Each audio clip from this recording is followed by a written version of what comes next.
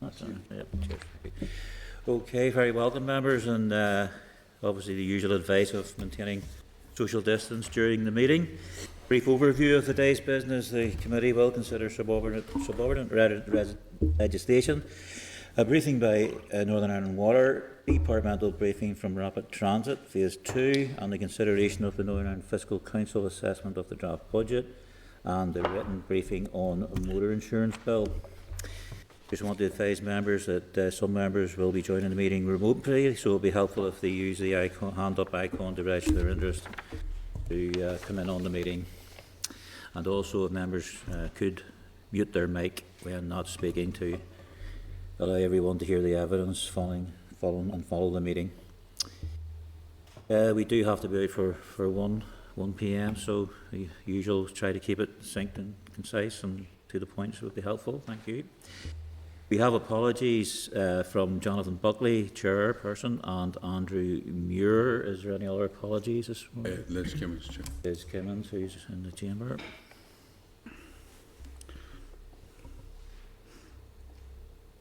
Item 3, we have the draft minutes of the meeting of the 26th of January 22. Are members content that the minutes are true and accurate reflection of the meeting? Content. Content, thank you. Matters arising from the meetings. Has any members, any issues at this stage? No, we have enough. And at page 17, the outstanding committee requests for information for noting at this stage. Item 5, correspondence. Draw members' attention to correspondence memo at page 25. Correspondence from Mr Paul Girvan MP requesting to brief the committee regarding the issue of DVA enforcement on behalf of his constituent. Members, what are your thoughts on that? This issue will be in a closed session on the 16th of February.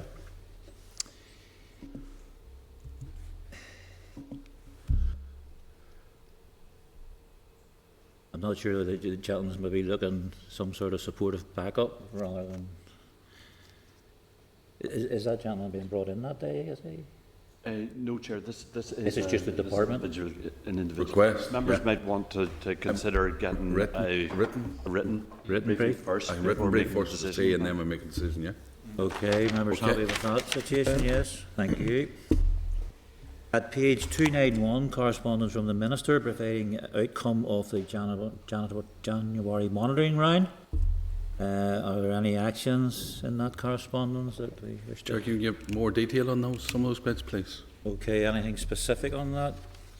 Just generality, because I mean, obviously we've been back and forward in terms of even the question time this week, so I can find as much detail as possible. So further detail, agreed. That's on the ministerial January monitoring round. Yeah, the monitoring, yeah. Correspondence memo, page 291. Yeah. Okay. Now that brings us into item 6, the subordinate legislation. SL1s are not subject to assembly proceedings, and advise members that there are 3 proposals for statutory rules not subject to assembly proceedings at pages 301 and tabled at page 4. SL1, the parking spaces, disabled persons, vehicles, amendment number 2 order, Northern Ireland 2022. SL1, the road speed limit order, Northern Ireland 2022. And SL1, the parking and waiting restrictions, Carrickfergus, amendment order 2022. Are members content with these proposals for the statutory rules?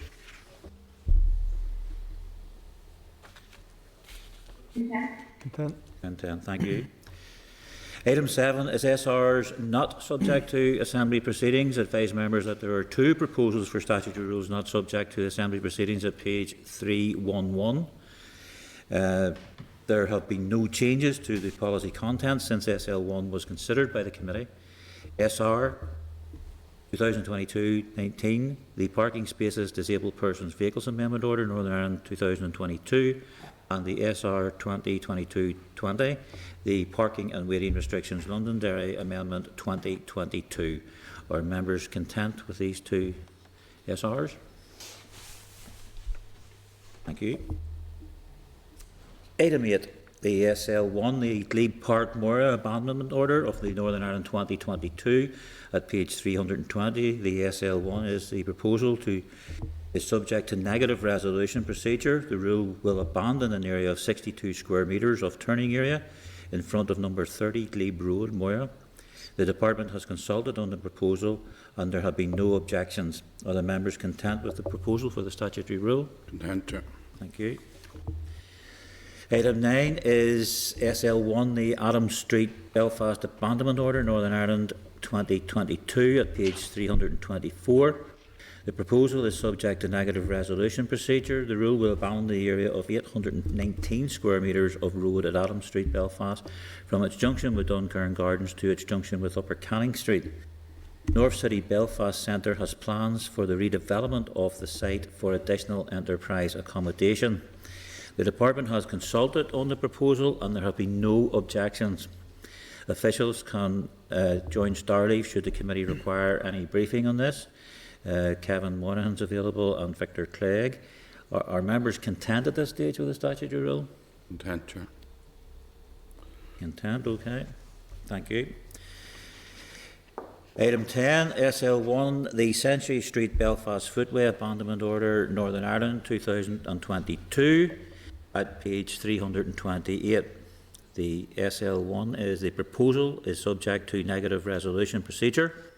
The rule will abandon the area of 62.522 square metres of footway extending along the side of number 2 Century Street and to the rear of numbers 197 to 201 Crumlin Road. The Department has consulted on the proposal and there have been no objections. Are members content with the rule? Content, Chair. Thank you. Item 11 is the SL1 proposal for the statutory rule, further financial assistance for the bus and coach operators due to COVID-19, and that's at page 628. The proposal is subject to negative resolution procedure. The rule is to establish another COVID support scheme for the bus and coach sector.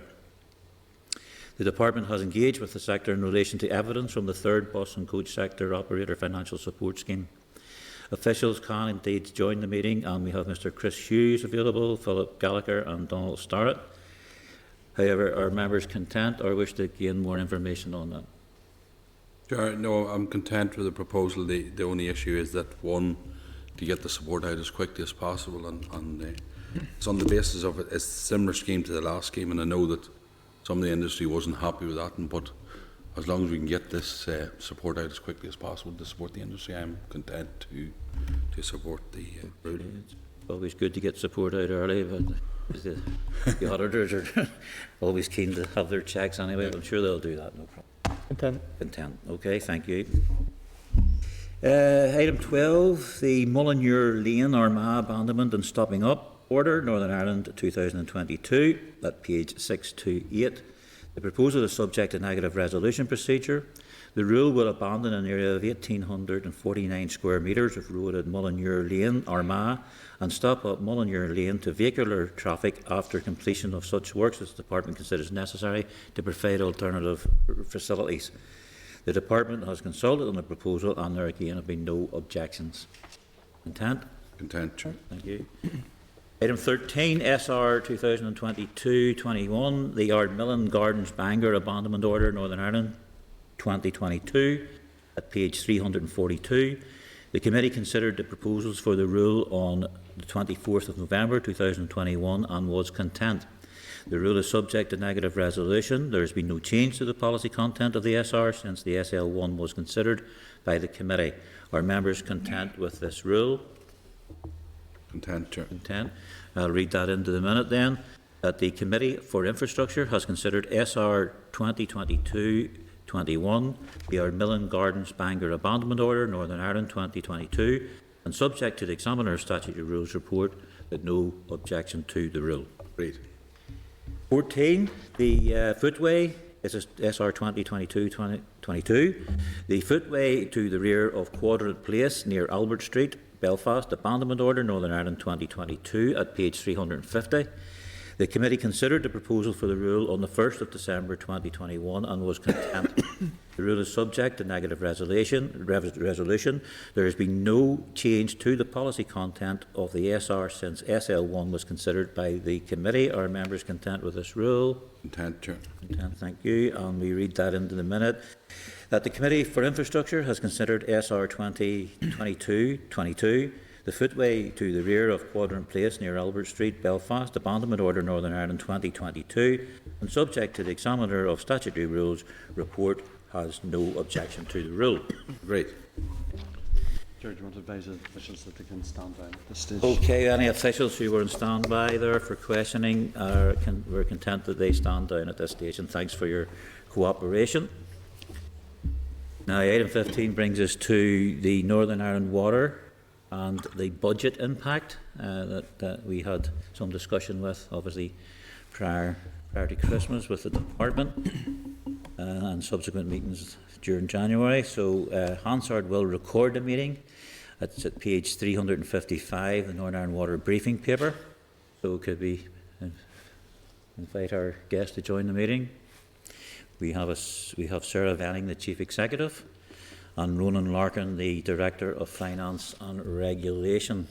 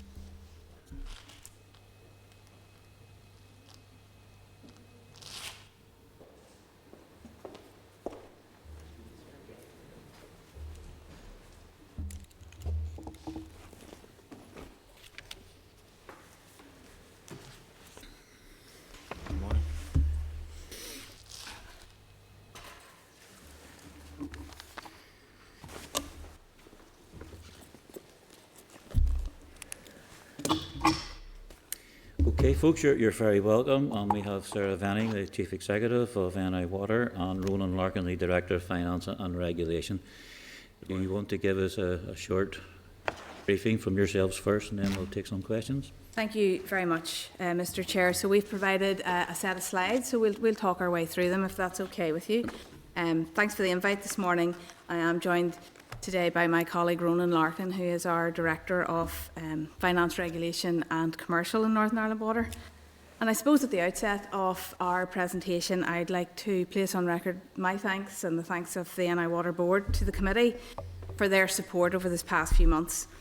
As an organisation, we talk about providing the water for life we all rely on to thrive, and it has been very clear that this committee recognises the essential nature of our services, and your support in ensuring that those services were funded has been very much appreciated. Although I do fear we have much more work to do on that front. So if I take you through to the second slide, the content slide, I just want to give you a brief overview of what we're planning to cover this morning. And whilst ostensibly this briefing is going to focus very much on funding and indeed monitoring round bids and budgets, before we delve into any numbers, I wanted to take a moment to be clear on our company structure, our public ownership, and the fact that we do have government as our shareholder. And then I'll pass over to Ronan, who's going to pick up on what that means in terms of financing our PC21 investment programme and the monitoring round bids that were made both in October and January monitoring rounds. Committee members will of course be aware of Northern Ireland's position as the largest consumer of electricity in Northern Ireland, and we do want to spend a moment or two contextualising what that means, what that power delivers in terms of service. And we are all too aware of the rise of energy costs experienced globally and locally here in Northern Ireland, and this has driven other inflationary increases too, which Ronan will expand upon. I'll finish the presentation then by reminding us all what's at stake, the prize for Northern Ireland as a whole, and end with some suggestions on those actions that may be helpful in ensuring that we achieve our joint aims. So if I take you on to the third slide, entitled NI Water Overview, you may be familiar with the graphic on that slide, but rather than focus on the wider stakeholder map, I want to draw three things to the committee's attention. So firstly, Northern Ireland Water is a regulated utility, and that brings with it specific duties, but also a helpful scrutiny in terms of ensuring that the company is delivering both value and service for customers. And then secondly, we are a Companies Act company, which again has a series of compliance and governance requirements that are set out in law. And thirdly, the sole shareholder of our Companies Act company is local government. We are publicly owned, and in the context of our presentation today, it might be helpful to draw out that specific duty placed on the shareholder under the Water and Sewerage Services Order, and that is the duty to ensure that Northern Ireland Water is properly funded to carry out its statutory duties to provide water and wastewater services. And that's key as we think about our discussions today. So I'm going to pass you over to Ronan to elaborate on just how much is needed if we are to be properly funded. Thanks, Sarah. Thank you, and good morning, committee. Just turning to slide 4 then, so that's the slide titled PC21 Source and Uses of Funding. So I thought it might be useful for us this morning to take a look at that and to set out in summary form, building on what Sarah was talking about, our structure, how Northern Ireland Water's finances are structured, and we'll cover that now with this slide. So the slide, just to be clear, is it's Northern Ireland Water's funding for the 6-year PC21 programme. And then we can break that down into annual and so on, but that's just a 6-year summary. And we've used these two donut-type diagrams to illustrate that, and it covers the period 2021 through to 2027, that 6-year period. So if we begin looking at the left-hand side, the little donut marked sources of funding at 4.1 billion, we can then take a look at that piece. And if you start on the sort of 12 o'clock and working clockwise round, that large pale blue section that's represented by just over 2.71 billion. That includes, you can see that for the revenue, that includes our billed revenues to non-domestic customers. It includes the revenue subsidy in lieu of any billing to domestic charges for water and sewerage services here in Northern Ireland. And then we have, if we move on round to the little sort of orange-coloured piece, grants and contributions, 82 million. You can see that piece then, that really is the grants and contributions, particularly including developers' contributions and so on, to connect to the network above certain allowances, etc. Above that then... Just before you continue there, so that large blue circle includes two elements? It's made up of two principal... Why do you not just break that down into the... It's made up of two principal elements. So it's made up of approximately 80-odd million a year that we bill out to businesses. And we also bill out a piece to the roads service for, it was the first DRD minister in the new devolved government introduced a road drainage policy, so we bill that as well. And then the bulk of the rest of it is really the subsidy that we get. No, I'm just wondering why you didn't split it down into those two or three rather than have the one big sweep and blue. We can do it probably to save time, but we can go through it. We can break it right down almost to customer level if need, or sector level. But the summary gives you that sort of overview, and we could send the committee information showing the detail. I think that would be useful to us as such a large. So we can send that through. We can do that. Sorry about that interruption. That's okay. That's okay. So going back to that grey piece then, titled borrowings on the diagram of just over 1.18 billion. You can see that piece, that shows our borrowings, and we borrow that through a loan note arrangement through DFI and DOF, so it's a structured loan that we put in place and we apply for that loan to draw down on the piece. That debt borrowing principally allows us to build out our capital programme in PC21, so when you see schemes around Northern Ireland being built or upgraded or base maintained, that's where that money is usually coming from. Now, there's a related point to that, so you're probably aware that Northern Ireland Water, we're not permitted to borrow from the markets. And borrowings can only come from this point from government sources. And the final source then in yellow is 108 million of working capital running through the business on a day-to-day basis across the 6 years. So that then is what makes up that 4.1 billion sources of funding for PC21. And to say all of that currently in any way, shape or form, outside of that's billed through to non-domestics and so on, that comes through the block grant. Okay? If you then turn to the right-hand side of the slide, we just set out in summary form again the where we use that funding in the business during PC21. So again, starting at 12 o'clock and going clockwise, the operating costs 1.46 billion. That's to run Northern Ireland Water every day, and that covers everything across the piece. Payroll costs, employment taxes, our rates bills, our energy bill as well, as we've talked about, any operational contractors and services we use in the business, etc., etc. So everything and anything to run the business day to day. The next piece then, the PPP costs. We have three PPP contracts here, one of which Northern Ireland now owns because we bought that one back. So Alpha we bought back. Then we have Omega, which is a wastewater one, and there's a smaller one at Kinnegar out near Hollywood. And that's the cost of running those three every day that we pay for that. We pay that to those contracts. The good news about the Alpha one is that money's paid to Alpha, but it stays within the Northern Ireland kind of purse, as it were. And so you can see those there. And then the next piece in grey is we've broken capital expenditure into two lots piece. The first one is capital expenditure of 1.55 billion. And that piece is really, the bulk of that is the capital programme you'd see out and about being built, whether it's replacing water mains or whatever, or building new works or upgrading and maintaining current works. And that's right across the piece. But it also includes things like any IT we have to spend our money on, capital, maintaining our own buildings, our own offices, that kind of things, our fleet, etc. Anything that got across that 6-year period. And then the LWWP piece, the 529 million, that's what's in PC21 for the first big tranche of the Living with Water programme, which is the big drainage and treatment process upgrades and build out around the Greater Belfast area. And then if you move on up to the green block there, you see interest and dividend of 508 million, and that represents money that we pay back to government, DFI, DOF, in the 6-year period. So the Board of Northern Ireland Water, they can consider a dividend and so on to be paid out based on a government return, and we also pay interest. Any money we borrow, we pay interest on that. We pay that back to the department as well. So I hope that's helpful for the committee to see that set out in summary form. And David, we'll come back with some further detail. Okay, thank you. The next slide, slide 5, starts to take a look at that then. If you take that sources and use of funding, we're trying to represent that then within government accounting at this point. And there's a few key points come back out of this piece. So, again, we've extracted these from the PC21 business plan before we saw inflation and energy prices starting to rise at that point. Now, again, we've sort of colour-coded these things. So, within government accounting, the committee is likely to be aware of a series of kind of titles or parts of that about how money gets allocated from the block grant to spend on services. So Northern Ireland Water's funding, it's allocated from these block grant titles. So resource or ORDAIL, as you probably hear people talking about, for operating costs, capital or CDAIL, for capital investment spend, and then broadly everything else, subsidies, loans, interest payments, dividends, that's referred to as non-budget. So the two big ones that kind of, I guess, are always under constraint is ORDAIL and CDAIL.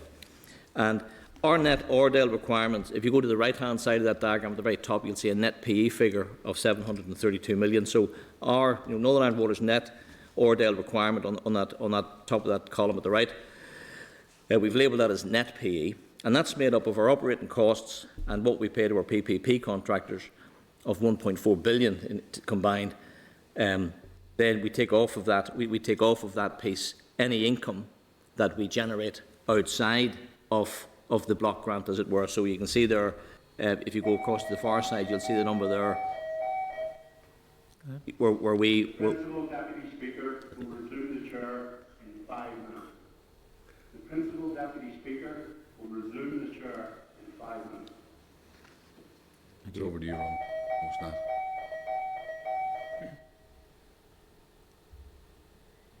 Okay. So if you look at that 732, and then you cast your eye over to the left-hand side, the sources of funding, the net 732 is made up. We take out of the gross cost of 1.4. We then extract those three: 18,499,000 and 154. That comes off our gross ORDAIL need because we've generated that income to get to a net ORDAIL need that we then ask for from the block grant, and that's then that's allocated to Northern Ireland Water through the budgeting and monitoring processes and so on. That net ORDAIL is what we need to run the business every day, and that's the subject that was being talked about at committees here in recent weeks and months about why we needed ORDAIL through the monitoring process with prices were going up. So If you then move on from the Ordale piece, alongside that we need capital Dale. So there's a capital Dale allocation of 2.1 billion. You can see that again on the right-hand side in that sort of orange-coloured segment on the slide. That 2.1 billion is our capital requirement funding for PC21. And I suppose that, the key point to draw out of this is, if our income was to increase, so if we were to increase our income, let's say 10 large new water users arrived in Northern Ireland to set up business, and we were supplying them with water and sewerage services, and there was a boost to income for us, it would likely be that we could then, if income went up and costs reduced, we would probably be able to reduce our Ordale requirement of the block grant. But I guess conversely, if our income was to remain stable or reduce, and our costs were to increase, such as we're now seeing with energy, then that's what takes us back to government to say, government shareholder, we need more money to run the service day to day in year. And as shareholder, that's our last recourse place to go to. We can't borrow money. We're billing the non-domestics, and we can't just bill them to make up the difference additionally. We have to go back to shareholder, which in our case is government, and government then gets us money from block grant and through the monitoring rounds. I hope that's helpful, just to see that sort of summary of where the money flows and how that works on that particular piece.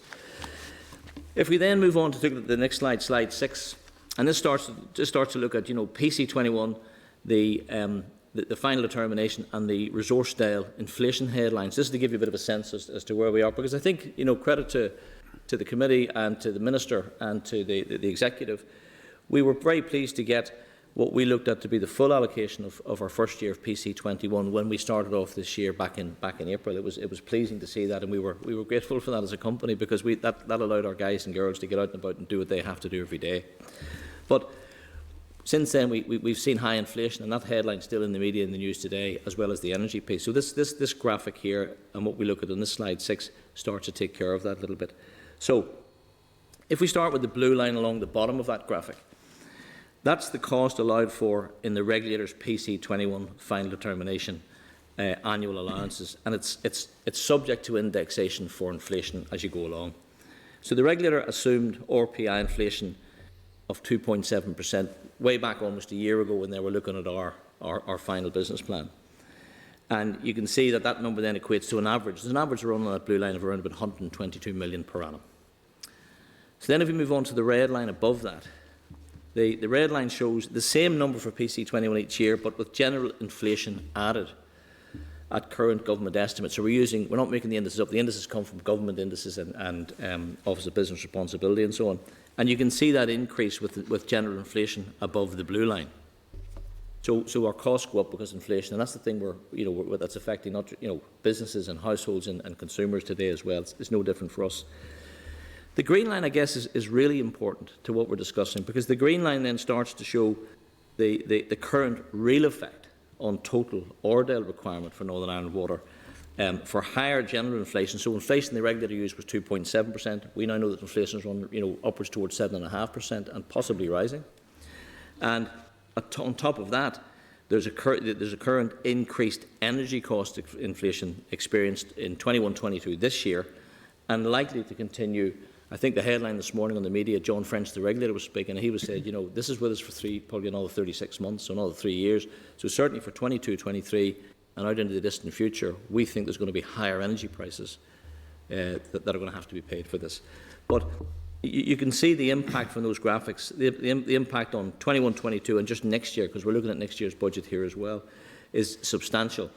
At one point in December, prices for gas-based electricity, for energy prices, were running at about 9 to 10 times what they had been a year ago. And at the time of writing now today, I think they're probably running something like 4 to 5 times higher than they were a year ago. So the gas-based price today is about 178 pence this morning. A year ago, that was about 40, maybe 45 pence. So that's the difference in what we have to pay into the market for that. I guess, if you look at the significant, you can see where we got to in the first year, 21-22. So we thought 122, inflation took us to 126, and energy has taken us to just under 149 million pounds needed. For 22-23, high energy prices are still with us, and we'll have a full year of those. So last year, energy price started to kick in from the sort of summer onwards. But in 22-23, that's a full year, and you can see that we could be up to about 173 million for energy. Now, the one thing that I think all of us need to keep in our heads is that the energy prices are fluctuating. So back in late December, around about 19th to 20th of December, the price of energy on one of those days was about 420 pence. Today it's 178. You think that's good news. It could be back up at 200 plus next week. So it's moving around a lot. And I guess what we're trying to do is assess when is the best time to buy and what happens if we lock in a higher price than could happen in the future. But a year ago, we'd have been paying about 45, 50 pence maybe. So, and again, that high energy cost piece, we'll see an impact not just on energy prices per se, but also some of the things we buy from the market, things like chemicals that we use in the treatment processes. They're known as high-intense energy user sectors as well. So they're buying energy and it's putting their raw material prices up and their output products up. So when we buy chemicals, we can see that in tenders we're running over, this year, we can see in some cases an increase of 50% plus in some of the things we have to buy so we can treat water and treat wastewater. The latest Office of Budget Responsibility forecast released in October 21, they average, I think, 3.5%, and they're significantly higher in the early PC 21 stage. So right now, today, inflation is about 7.5%. So I think the FD itself, the allowances are subject to indexation, so we can look at indexation and RPI and use that to index income and some of our costs, but it won't capture all of the energy costs because it's beyond that sort of run rate average inflation, and that's the piece I think we have to keep in mind. If I then move to the next slide, slide 7, and this sort of took you back to, we were talking about, there was some discussion the last time about did we go from 29 to 12, and was the bid over-egged, and was the bid a realistic bid that we put into the monitoring round. So I thought we should do something on this one and just look at the journey on those numbers. And what we've tried to do here is set out on this slide the figures that we had in place. So we had produced a document for the department at their request, and it was known as a consequences document. So what would happen if Northern Ireland Water had to shut off some of its processes because it didn't have sufficient money in its Ordale budget to operate? And we had looked at that piece sort of through that October, November, December period. Between the early indication we gave on that piece, if you look at that, you can see that graphic at the top, and I'll sort of pointed out those sort of red marked, red circled numbers. So at DFI, the October monitoring round, there you can see that 130.5 million, and if you look at the movements then beyond that, there was a DFI allocation of 1.5 million, a further allocation in the monitoring round of 2.8. We got a pre-January monitoring round outcome allocation of 1.8 because there was a question: is Northern Ireland Water sort of running from week to week looking for funding? And at one point that was the device because we had to give an estimate of how much might be needed between the 10th of January, when our old Ordale budget might have sort of ceased to cover everything we needed to do, and the result of the monitoring round coming out on the 20th of January. So there was some temporary interim budgeting put in place for about 1.8 million. And you can see that then, that current Ordale at 136.6. Our estimate at one point was that 148.6 there, and then you can see the variances. So the department had a piece that the variance between what they had at October monitoring round and what we had, 19.7. You can see the allocations that were given to take us back down to the 12 million. So I hope that gives the committee sort of the open, transparent view on where those numbers were coming from. But if you think about some of the time, at the time which we were writing some of those documents, they're based on different prices in the markets at an early stage compared to what they are now. And they'll be different next week if we wrote the same document again, because the price may well move around again. So that I think gives you a sense, and that net variance of 12 million is the difference, I guess, between what DFI was able to allocate to us and what we'd need to operate services through January and February and March this year to finish this year out. Now, I think the good news is the gap has now been closed with the outcome of the monitoring round on the 20th of January. So we did get an allocation to cover that through the department. The department granted an allocation through the executive, and as Sarah says, we're delighted to have that. That's great news. We thank the committee for any support you've given. I guess there's a wider point. We know that Ordale is a constraining factor, and we know that the health sector is a big user and so on. It needs to provide its services. We tend to look at Northern Ireland Water as a public health utility here in Northern Ireland, government owned, and it is very difficult to continue to operate it on a piecemeal basis, particularly as funding starts to look like it might not cover the issues. And I think that at some point, that's one of the things that we have to look at here. And the committee can help with that. is the funding arrangements around Northern Ireland Water, are they fit for purpose today, and are they able to underpin really what is a public health utility that everyone uses in Northern Ireland? The next slide really, I suppose, was we just put that in place to illustrate the size and scale of what we do, and why the operation of both water and sewerage services is so energy intensive today. So you guys would have seen, the committee would have seen this slide before. It's produced in our annual report and accounts as well. But it gives you a sense of what we're dealing with. So we're on the left-hand side, we're treating water. We're taking it from raw water source. We're treating that. We're then running it through, just under 400 service reservoirs. There's a series of pumping stations, just under 350 pumping stations, that gets that water right around Northern Ireland to the customer. And that's all done through 27,000 kilometres of water mains to keep that running every day. So 596 million litres of water a day goes out to customers. And then on the right-hand side, really, when that water is used, it comes back through a separate network. So there's 1,300 pumping stations, takes that back to a series of just over 1,000 wastewater treatment works. And then the sludge that's left goes into 65, again, energy-intensive sludge management centres. And that's all around through something like 16,000 kilometres of sewers to get that back and keep it clean and keep it away from the environment on a day-to-day basis. So it's really to give a sense of why do we use so much energy. It is an energy-intensive sector that we're in, and it takes that energy to keep that network running every day. If I move to slide 9, we're trying to get a sense of, so what drives the energy market volatility? And again, committee members will probably be familiar with some of this, but I thought it was worth the summary here this morning. So what's driving the pricing volatility up and down that we see today? And it's never been seen and experienced in the energy market before. Probably the closest parallel is there was an oil crisis back in 1973 when all of us were a lot younger back then. But that oil crisis is probably a parallel. There was a huge crisis internationally. And I think energy is seeing the same kind of thing today.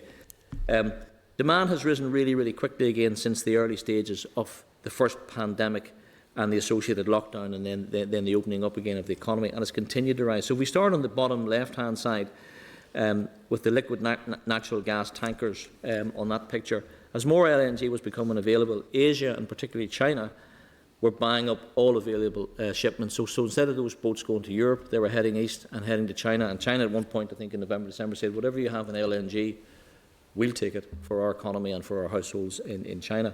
And that was leaving then. That was adding to the supply shortages in Europe.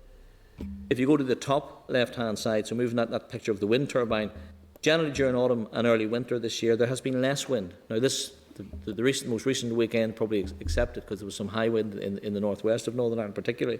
But it's been a fairly mild and calm winter that way. And that means that less energy is being generated from wind turbines from wind farms, which means higher demand for gas-based electricity generators, which pushes up gas and gas-based prices then.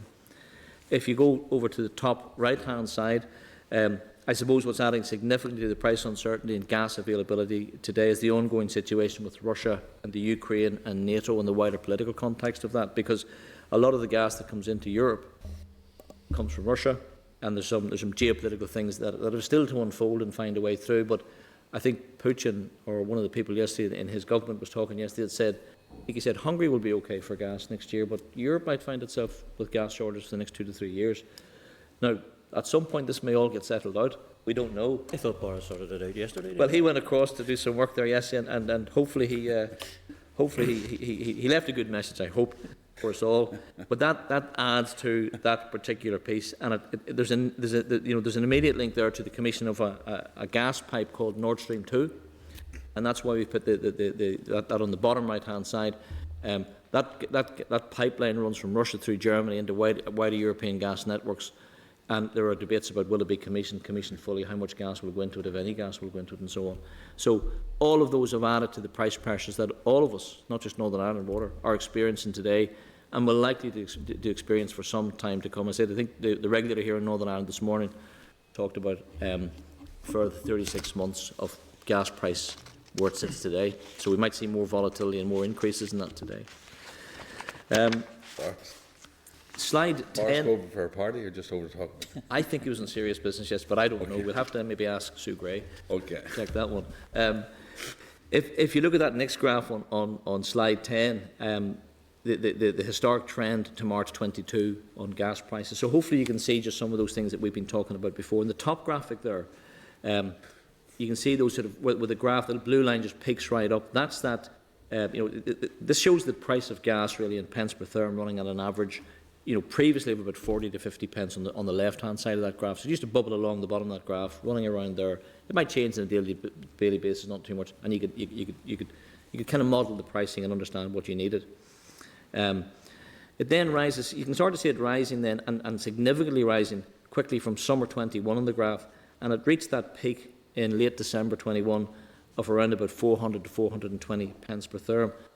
Now, right at that point, we were looking to should we lock in and buy more electricity at that point, and we met as a team, and we're looking very seriously at that. We decided that despite the market forecast on the December 20th, that the price might continue to sustain at that and even rise at that, and might become more scarce gas might become more expensive. We decided that despite that market forecast, we wouldn't lock in at that point. We took a decision not to buy at that 400 mark, and we made a decision at that point. Now, that decision, and that's largely the work of our in-house team. We have a small team of people who look at energy with us every day. It meant that Northern Ireland Water, if you go to the bottom graph, we probably secured, just with that decision, about 5.7 million back to the public purse. So we're a water utility that had to become a sort of a gas pricing expert as well. But the decisions we took, along those day-to-day ones, that particular one, the team was able to secure roughly £6 million value and keep that cost away from the public purse. So, if we look to 22-23, our budget for energy could be estimated anywhere, on that bottom table, anywhere between 50 million at the very low end, and I think right now that is an optimistic view, all the way through to it could be much higher, 127 million at the very high end of price estimates. I guess we continue to monitor the market, and we seek to manage cost and risk appropriately, but we are at the mercy of this volatile energy pricing piece at the moment. The next graph on page 11, I won't go through that in detail, but it just gives you some of the dynamics on those cost lines across our PC21. So the energy piece particularly, and where the numbers are at final determination against where we see them today. And then on the right-hand side, that translates through to our Ordale estimate. So Northern Ireland Water and the block grant in Northern Ireland is facing a much higher Ordale need because of energy prices coming down in 22, 23 and beyond. And the graph here then, before I hand back to Sarah, page 12, there's a little thing there, 22-23's budget and the impact of inflation. So again, if we just particularly look at this piece, if I talk you through this, if you go to the bottom left-hand side of that graph, you'll see a little purple bar that says PC21 FD, final determination, at 120.8 million. That was our Ordale anticipated need at that point. We then know that inflation has added to that cost, and there's about 6.5 million there. It takes you up to 127.3. Now, we will have more income next year because we will have to adjust our pricing to allow for that inflation, and we'd see our income increase by 3 million to offset a little bit of that. But the big piece in the middle, with the power line on it, that's the energy price. That's where that's coming to. And if you add it to that energy, that £40 million, on top of that, we know that chemical costs are going to cost more, and we have to use those in the process. And there are other things that have an impact as well that are inflation driven, which takes you back to that estimate of 173.2, or that 53 million gap between that 173 and what was in the current draft executive budget. We'll do everything we can to look really carefully at where we buy best value, and we do that well. As a company, we do that well. We're an efficient water company. We've closed the efficiency gaps between Northern Ireland and the companies over in England and Wales, and we look at every pound we spend very carefully. So we'll continue to do that. But the reality is that gap sits there today, and that gap could continue to sustain. If we can improve that gap and close that gap, and if energy prices improve, we would never be going with what could be described as bids that are just sort of attention-getting. Our bids will always be realistic. They'll always be based on what we understand and what we know.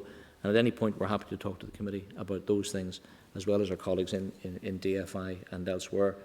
Sarah, I'll hand back to you at that point. Thank you. So look, I started off with a reflection on the essential nature of our services and thanking you in the committee for your support in ensuring that the funding was made available to deliver those services. And this penultimate slide sets out just the breadth of outcomes that investment supports. So as an infrastructure committee, of course, you're all too aware of that sort of symbiotic relationship between infrastructure investment and job creation. And that's one benefit for Northern Ireland.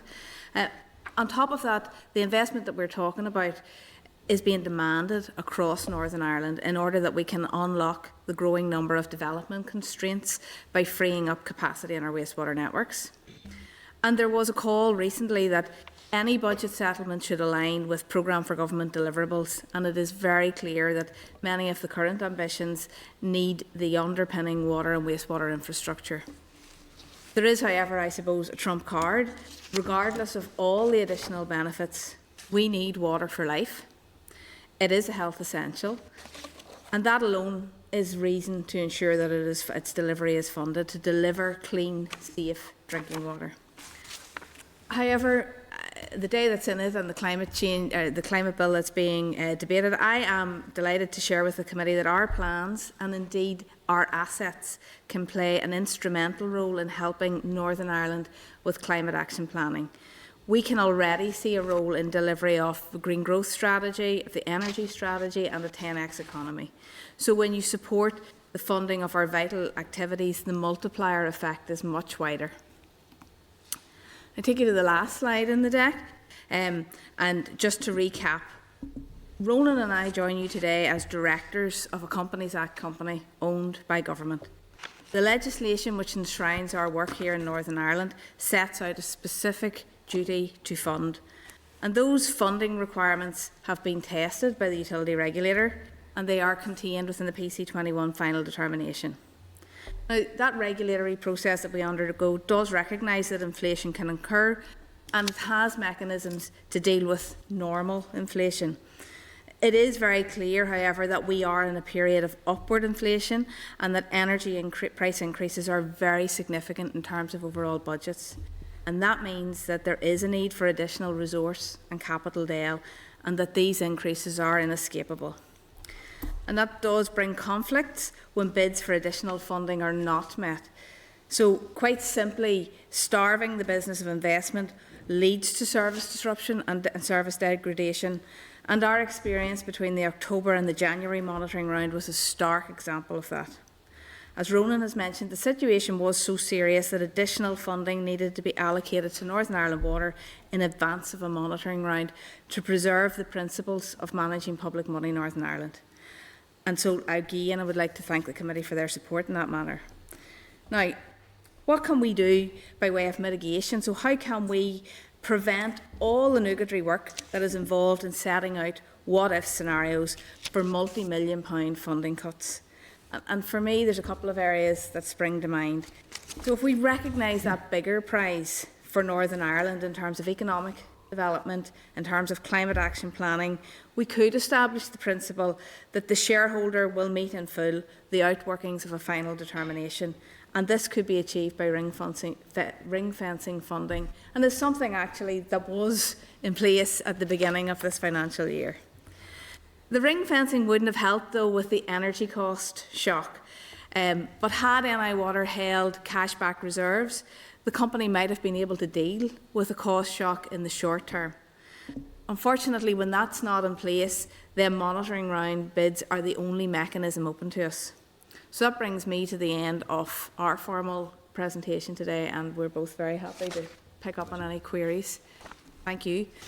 Thank you, folks. That's quite a presentation. I'm sure members will have questions on that. Firstly, can I thank yourselves for coming along, and also thank the frontline workers who over the last 2 years have provided a service to the public during some very difficult times, obviously. So thanks to those folk out there on the ground.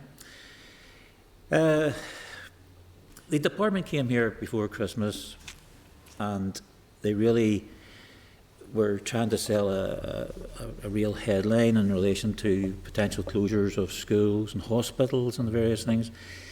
The committee were taken aback initially, but we seemed to be able to bring it back a wee bit and reel it in to a certain degree. How accurate was that sort of headline-busting information coming forward at that stage? Did you play any part in that, or supplying of information, or how did that get to the department and then brought here, assuming that it was going to be headlines, as it were, I suppose? But I can't speak to headlines, but what Ronan has set out, we prepared a consequences document. Right. And if you recall, the gap between October monitoring round was in the region of £19 million. So the question that was put to us was, what would happen if you don't get the £19 million and you must live within the Ordell budget that you have been now allocated? So we examined our costs and we set out a series of consequences, really, I guess, all around wastewater. So I think in looking at what we do, we said that we would prioritise drinking water, and then we looked at all the things that would have to happen in the wastewater network in order to live within an Ordell budget. But as someone who instructed that exercise, it was a ridiculous exercise because the amount of money that was short was almost, we would have to have shut down the entire wastewater part of our business, and even then we wouldn't have saved the full amount of money. And so in shutting down the entire wastewater part of our business, that's switching off all energy consuming devices, pumps, so that waste is flowing in pipes. There are no pumps to pump it on. It would have escaped. And of course schools would have closed, because if they can't flush their toilets and they can't remove waste and they have no hygiene facilities, that has an impact right across. It's hard to imagine any part of society that it doesn't have an impact on commercial town centres, because a pumping station that is located there isn't pumping and raw sewage is in a town centre. We did significant modelling. We were able to model geographic areas that would be impacted if a pumping station wasn't working, if a wastewater treatment station wasn't working, and the pollution that would have been created in waterways that would have endured for years to come.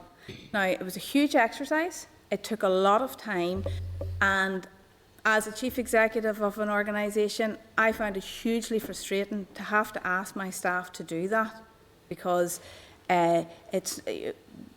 we spend our life protecting the environment. We spend our life drilling into our staff the need for compliance, the need to look after the environment, the need to treat our wastewater. So it was, the question that was posed was, what would happen if the Ordell was not made available and you had to live within your budgets? And that's why in my deck I said there was a conflict between managing public money in Northern Ireland and I guess statutory duties. So as a company we would have a statutory duty to treat water and wastewater. Managing public money, and I would say you don't spend any more money than you have DEL cover for. So the question that was posed is, if you don't get the DEL cover and you have to live within the budgets, what would be the consequences? And the consequences were stark. Okay. The figure then moved to 29.8 million from 19. No, And the department- 29.8 million was the increase in energy costs, but it wasn't the net increase in Ordell. So the net increase in Ordell started off at 19.7. Yeah. And Minister went through that when she appeared at the committee. It started at 19.7. The department found an allocation of money.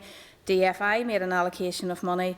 The company themselves made, us and NI Water, savings, and that took the 19.7 down to the gap that was 12 million that was met in the October monitoring round. So the 29 million figure was mentioned in the briefing document, but that was mentioned in the context of, at that point in time, how much NI Water's energy costs had increased by, not the net Ordell differential. Mm-hmm.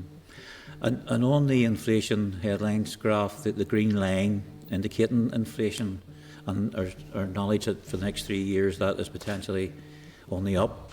How accurate is that line, considering the fear? Is that still accurate, or is that out of Those are sync now accurate as well? based on the prices prevailing in the market at the time we wrote that graph. So those are accurate about a week ago. Today they'll be different, and next week they'll be different again, Chair, because the energy prices are moving around. But the one thing that's constant in those, unfortunately, they're not coming back down to 40, 50 pence a therm. So they might come, at this morning, they're sitting at 178 pence a therm. So you could almost say 5 times what they were, roughly 4.5, 5 times a year ago. So they're accurate that way. We model those based on best information in the market for prices that you buy ahead, through the year. You can buy day ahead, week ahead, month ahead, season ahead, and so forth. And you can look at what the market experts, the people that run these markets in energy, what they're saying is likely to happen. So they're accurate to that degree. But every day they change at the moment. Yesterday the price was 177, today it's 178. Earlier this week and last week was 210, 220.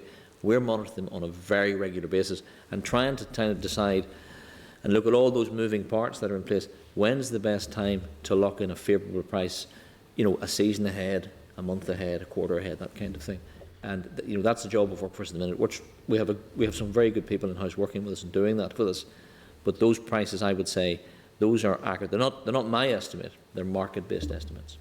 And those market-based estimates they have the same threat as they have the same threat as the known finance from the department of closures and shutdowns and Yes. various things. So, does that carry the same threat, as it were? Well, it will do if you look at there's a current 3-year budget out for consultation at the moment, right? What we've done with the green graph, we've put what we know prices for 22, 23, and then we've stepped them down and said, let's assume for the rest of those years there's an additional 20 million compared to what was the norm, as it were.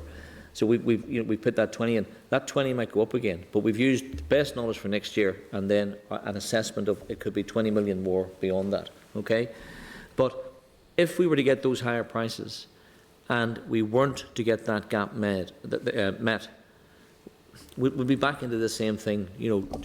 How does Northern Ireland Water, which is publicly owned through the public sector and the block and is funded through the block grant, one of the rules in managing public money in Northern Ireland and being part of the block grant is you cannot spend beyond your DAIL allocation. So even though we could access cash from the loan notes to pay bills, we cannot spend against a budget that doesn't exist. And that's that kind of conflict that Sarah was talking about. Our role is to keep the sewage systems working and keep the environment as clean as we can every day and make sure the service is there and keep the water, clean, safe drinking water flowing every day. And we have duties under law under the Companies Act. As a Companies Act company, the Board of Directors has duties under law. That is in almost direct conflict with, well, there may not be enough Ordale, so you'll have to look at what you could do to reduce your service. And ultimately, it becomes a reduction in service to customers. And if we switch the sewage system off, basically the sewage system, the sewage is coming into the system, but it's not being treated or pumped. So it's going to come out of the system at some point, and where it's discharged at the end of the line, it's going to come out dirty, as opposed to clean effluent. And that's the place of Sarah saying, as a company, Northern Ireland Water does not want to be there. We have to look very closely to our duties under law that we don't get there. So it takes you right back into that 173 that you see there against the budget that's sitting in the current 3-year consultation for Ordale for the same period. That 173.2 plays 121 roughly in the first year of the 3-year consolidated budget. So there's a £52.4 million variance in those numbers right now. That number might improve if the energy prices improve, but it's probably not going to get back to the 121 million that we had. That's in that document. So that gap's real. It sits there, and it will prevail in 22, 23 to some extent. Okay. I know just myself as an elected representative, I just don't see how between yourselves and department, executive, that we ever would have got to the situation that was being discussed with us. But anyhow, would you, Sarah, have indications that the recruitment process for vacancies within the organisation, has that been hit? Is there vacancies there that need to be filled as well? You're operating maybe at a lighter load, let's say? So at the minute we're in a time, because if you look at the investment profile that is ahead of us and all the work that we need to do in our wastewater network, we're seeing a significant ramp up in investment. So therefore we need to ramp up our resource internally. We also are an organisation, like many utilities, where people stay with us for many, many years and people are starting to retire. So at the other end of that, we have an apprentice academy. So we have, throughout the pandemic, continued to recruit into that apprentice academy, and in fact we had 10 new apprentices who I met just at the beginning of January start with us in January. So we didn't pause that recruitment. So if you think about it, with the shortfall of £12 million, should we have paused on those apprentice recruitment? I don't think we should in any shape or fashion, because we wouldn't have staff then to run the business in 2 or 3 years' time. So we are continuing to recruit, because we're operating the business, I guess, as a viable business. As a board of directors, we are continuing to operate the business as a viable business. The department very much worked with us to ensure that we did have Ordell cover in order to get us to the January monitoring round, and with the support that we have had across the board, the January monitoring round ensured that we've been able to operate to the end of this year. And we are discussing with the committee today that gap that exists in next year's budget, and we're very much, so we welcome that 3-year view that is now being discussed, in the hope that the value of the public utility that is owned is recognised, and that degree of certainty is put in that enables us just to get on with all the sort of economic benefits. Okay, thank you. That's good news there. I know I've talked to you before. You're the biggest landowners in Northern Ireland, I think that's correct to say. And I've spoken to you about potential diversification before and doing other things and whatnot to try and bring income in. Are you allowed as a company to do that? Is that a possibility, or is that? Well, within the controls that exist in our setup and our agreement between us and our shareholders. So, for instance, some of the things we have done over the years to generate some incomes, and they're kind of sort of miscellaneous incomes in our piece. We'll show you that breakdown in detail. So we have a series of telephone masts, telecoms masts, and over the years we've been able to lease parts of that infrastructure out to other organisations who need that similar infrastructure, some in the public sector, some outside of that. So that generates some income. So that's an example of where we've been efficient and used the public asset to do that piece. One of the things we did with funding that was granted again, and I think supported by the committee a few years ago, we developed a solar farm up beside the largest water treatment works up at Denore Point, up near the Aldergrove Airport. So that solar farm is working, and it's actually helping to keep that energy cost down, because it's generating solar energy to use on that plant. Had we not put that in place, this number would have been higher today. We could have been another $500,000 on top of what we're looking at. So we do use the funding we get, Chair. We use it to run the business, and if we can use the money to generate some income or some offset some costs that are kind of linked to our business. We're not about to go and do anything to diversify beyond what Northern Ireland Water ought to be doing, but we do that, and we have done that over the years. We have some of the land holdings in some of the rural areas is leased out to farmers and so on. So we take the steps to do that kind of thing in the limits of what we're able to do today. And I would maybe just add that in terms of our land bank, and you're correct, Chair, the second largest landowner in Northern Ireland, we very much are looking at that in this whole arena of climate change and climate planning. So where can they support renewable energy like solar farms, and where can they support climate carbon initiatives like tree planting? So we have a significant tree planting programme as well. And that's kind of what we see the value in that land bank.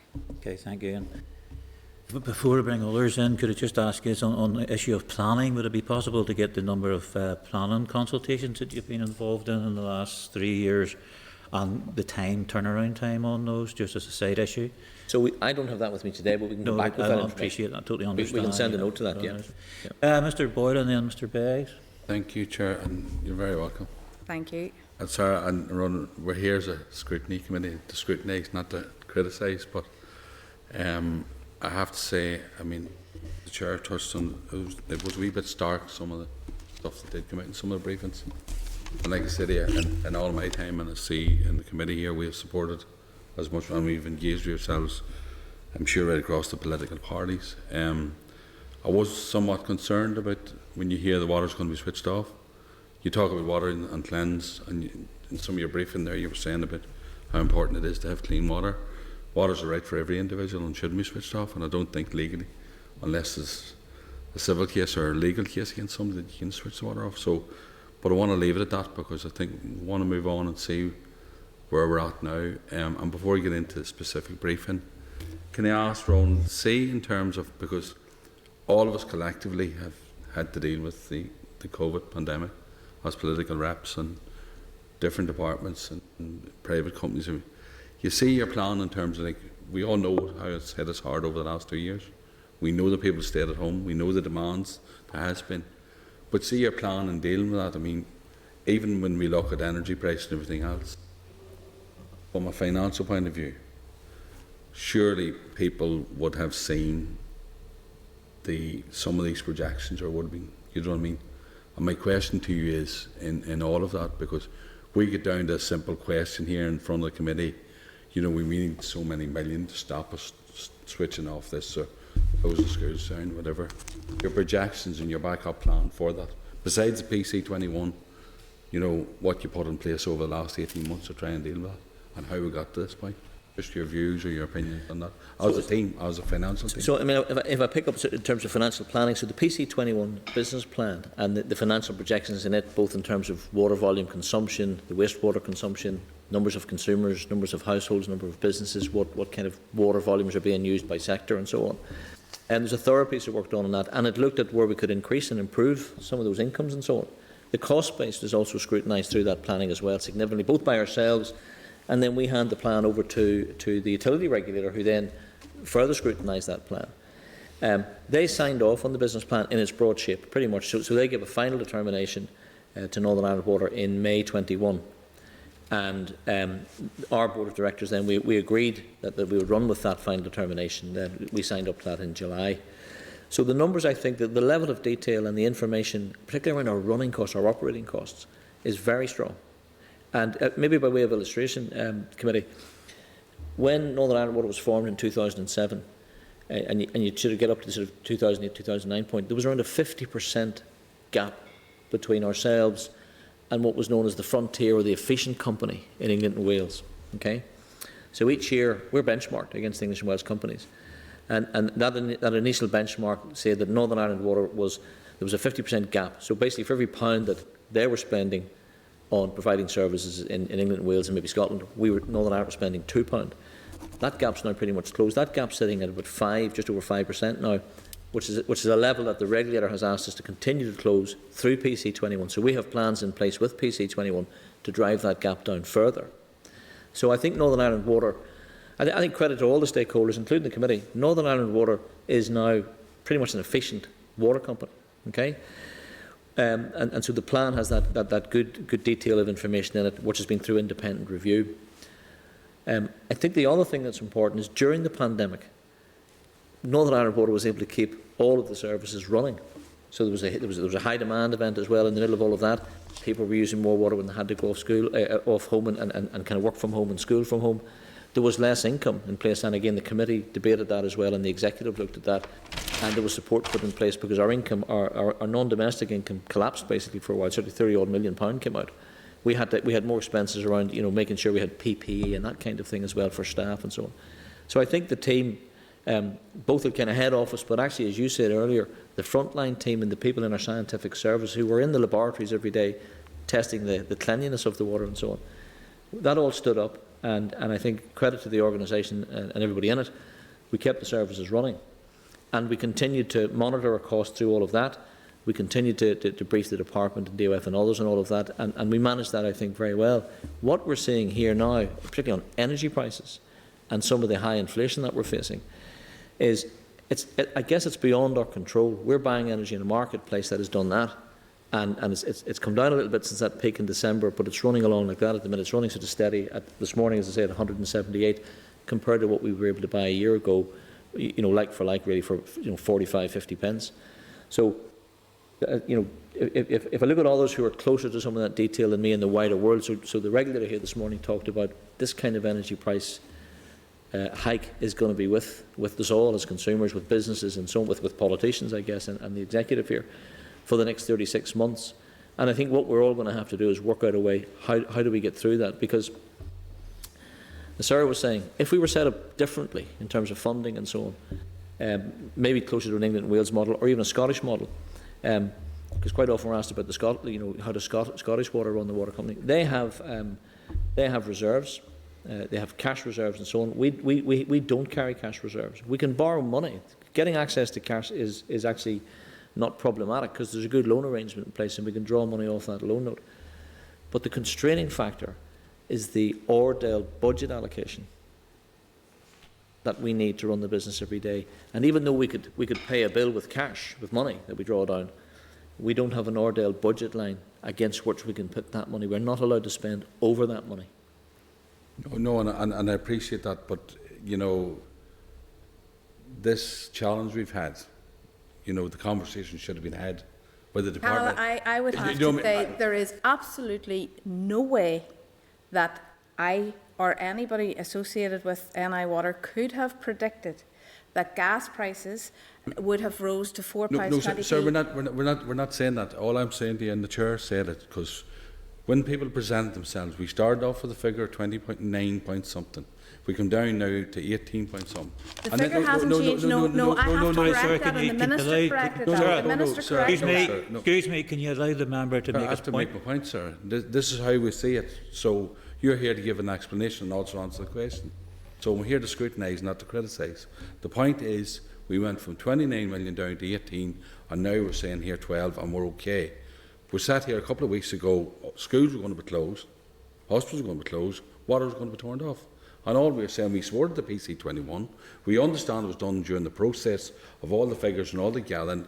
None of us could predict what's happening, even the explanation on the charts, the political instability across in Europe at the minute. None of us could predict that. All I'm saying to you, as a scrutiny member of this committee and supporting bids, we're trying to find out. So, back to me, next question to you, Ron, in terms of the January monitoring round itself, because there was, you know, it was following requirements out of the October monitoring round. But how much did we get in terms of the monitoring round, and how is that stabilised now, the total?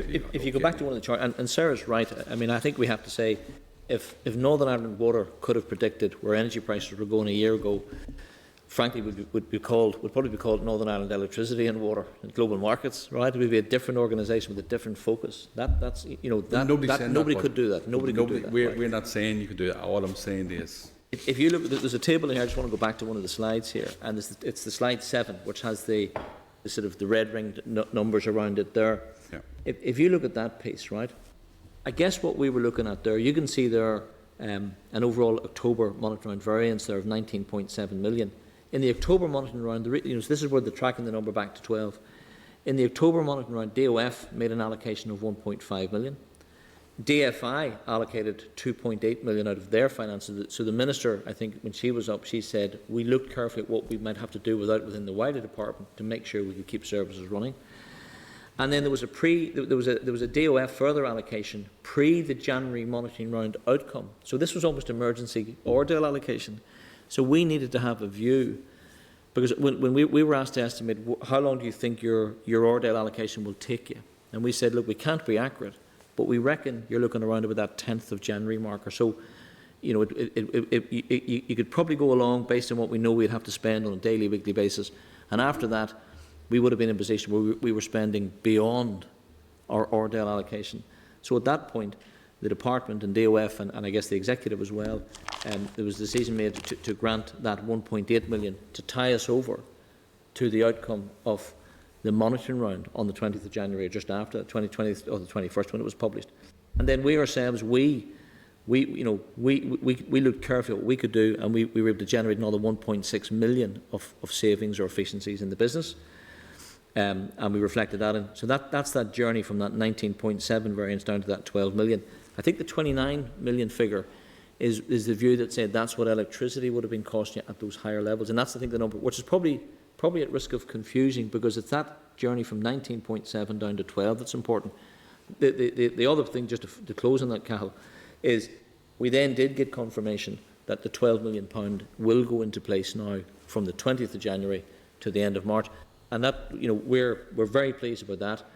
That allows the teams to continue to provide the service for everybody in Northern Ireland. So it's a good outcome. But the wider question is, how can Northern Ireland avoid that next year and the year after the other with its water company? Northern Ireland owns its own water companies, and in many parts of the world look in and say, isn't that fantastic? You still own your own water company. That's a kind of a blessing, almost as a gift. But it needs a funding mechanism in place that can take it through, in this case was known as a price shock. This is referred to in this as a price shock, one that couldn't be foreseen. In England and Wales, the companies in England and Wales, they'll have to dig into the reserves, they'll have to generate more money into the business, take more money from reserves into the business. Our only place to, and they'll have to get shareholders' approvals to do that. Our only place to go on this is back to, to keep our shareholder informed, DFI and ultimately DOF, and then I guess ultimately back to the executive in Northern Ireland, the collective executive here, around the executive table, to say, how do we find the money to keep the service going? Because we're like you, the notion of turning off the water supply. And like I said, we're here to scrutinise, not criticise. So that's what we want to find out with the figures, because all we were getting with figures, and we want an answer for the figures. So all of a sudden, now you've explained it. Do you understand? So it's not. It's not. You know what I mean? That's the point. That's the whole point of this committee.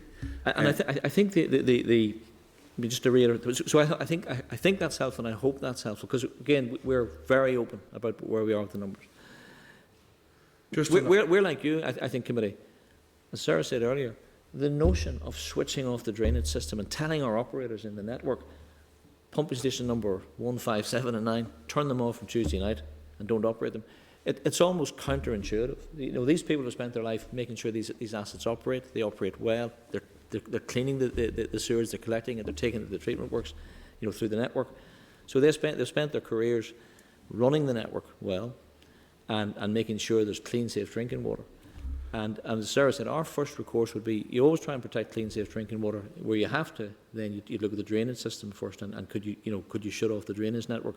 But actually, that's counterintuitive to organising. It would also, I guess, bring in a question of legality for the Board of Directors, because the Board of Directors is bound by the Companies Act 2006 to act in a way that doesn't, almost willfully or negligently cause pollution that way. And I think that's important as well. So it's a place we wouldn't want to go, but the question we were asked was, what might the consequences be if we can't close the gap, and you're confirmed you won't be getting an Ordale allocation, and you're not allowed to spend the money over that Ordale allocation. At that point, the consequences would be, if that was the final decision that was reached around an executive table for and then that decision was then given to Northern Ireland Water, the consequence would be that you'd have to do something like that. You'd have to turn off the drainage network, or I guess we'd come back to committee and executive and say, you can't do this to the people of Northern Ireland. You have to keep it running. Absolutely, and that's our role. But I'm not good, Chair. I'm definitely not getting into the business model today, because we get just a couple of other points. Obviously, the volatility of the energy market and the impact. And I want to talk a wee bit as well about because you mentioned the gas prices. And I mean, you talked about the savings there.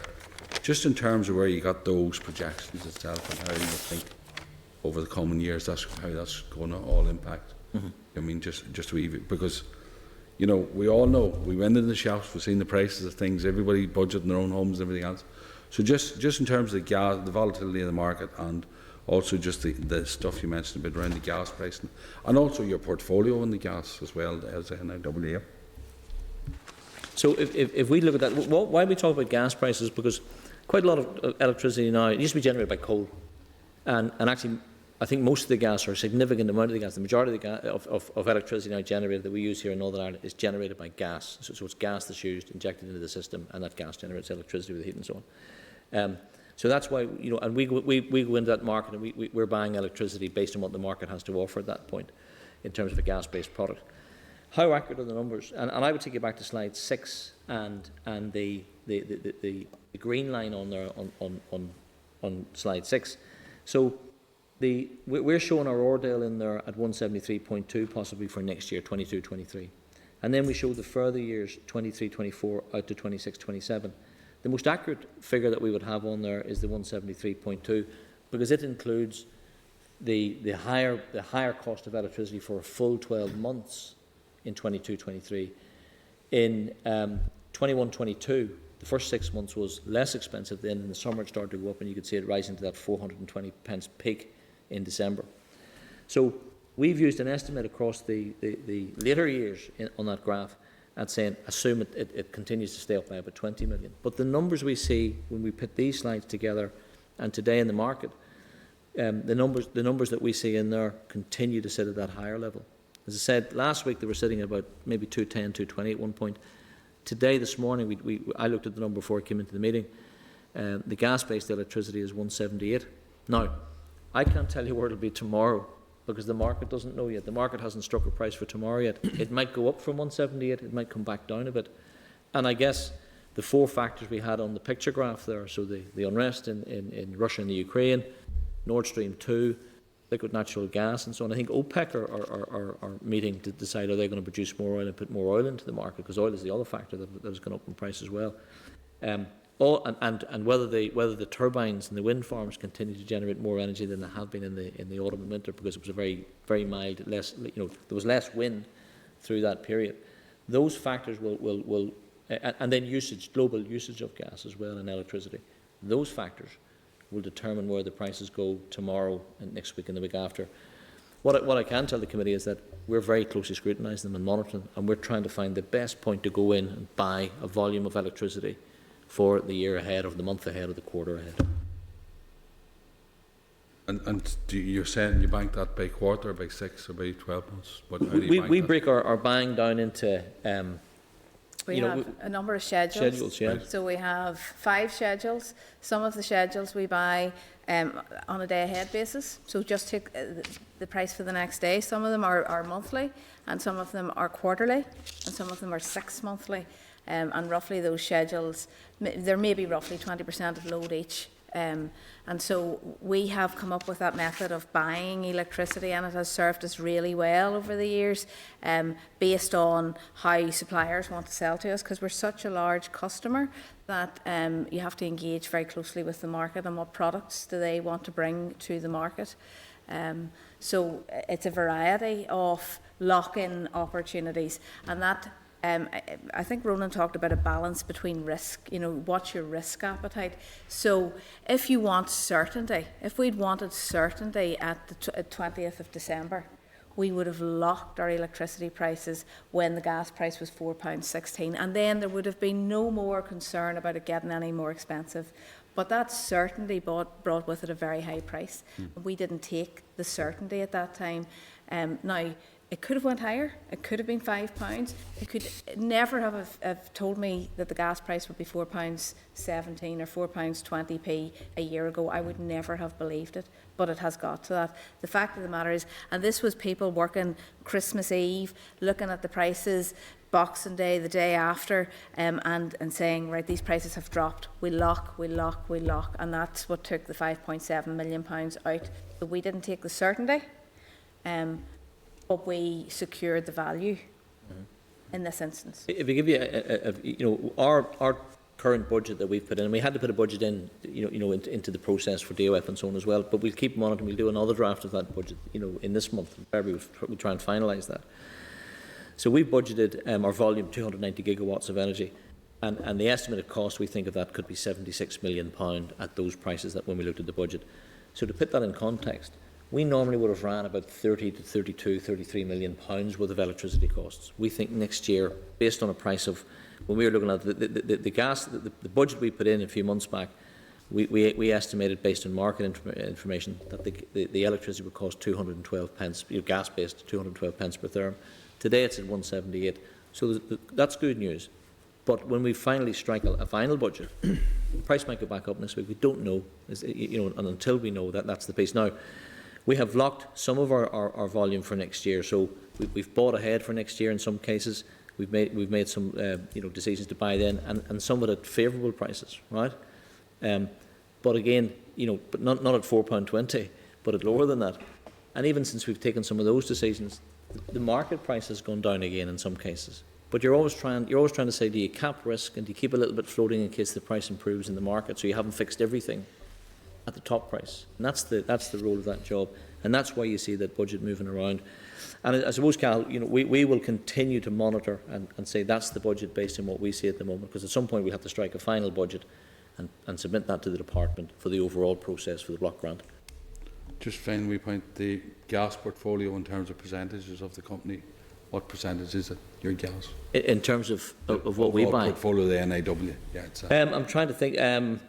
I'll come back to you on that number, okay, and give you an accurate number on that. But it's large. It's mainly gas. It's mainly gas. No, 100% of that's okay. Sorry. Thank you, Mr. Beggs. Again, thanks for your presentation. You've painted a picture where you've no savings, there's no cushion that you can fall back on when there is a spike in some of your key costs, such as energy, and that essentially you've been operating on fumes, and yet you have the requirements of company law to operate to.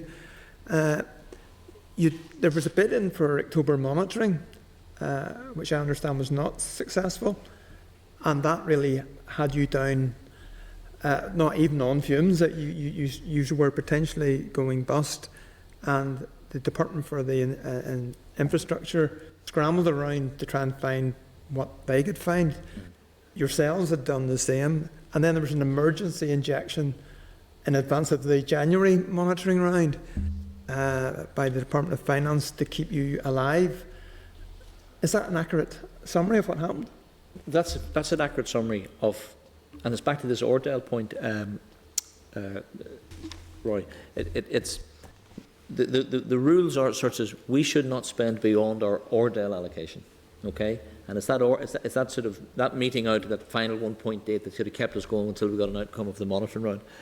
It's a perverse situation because we can draw down cash, pound note cash, money from the loan note and run that through the ledgers properly and within all the rules.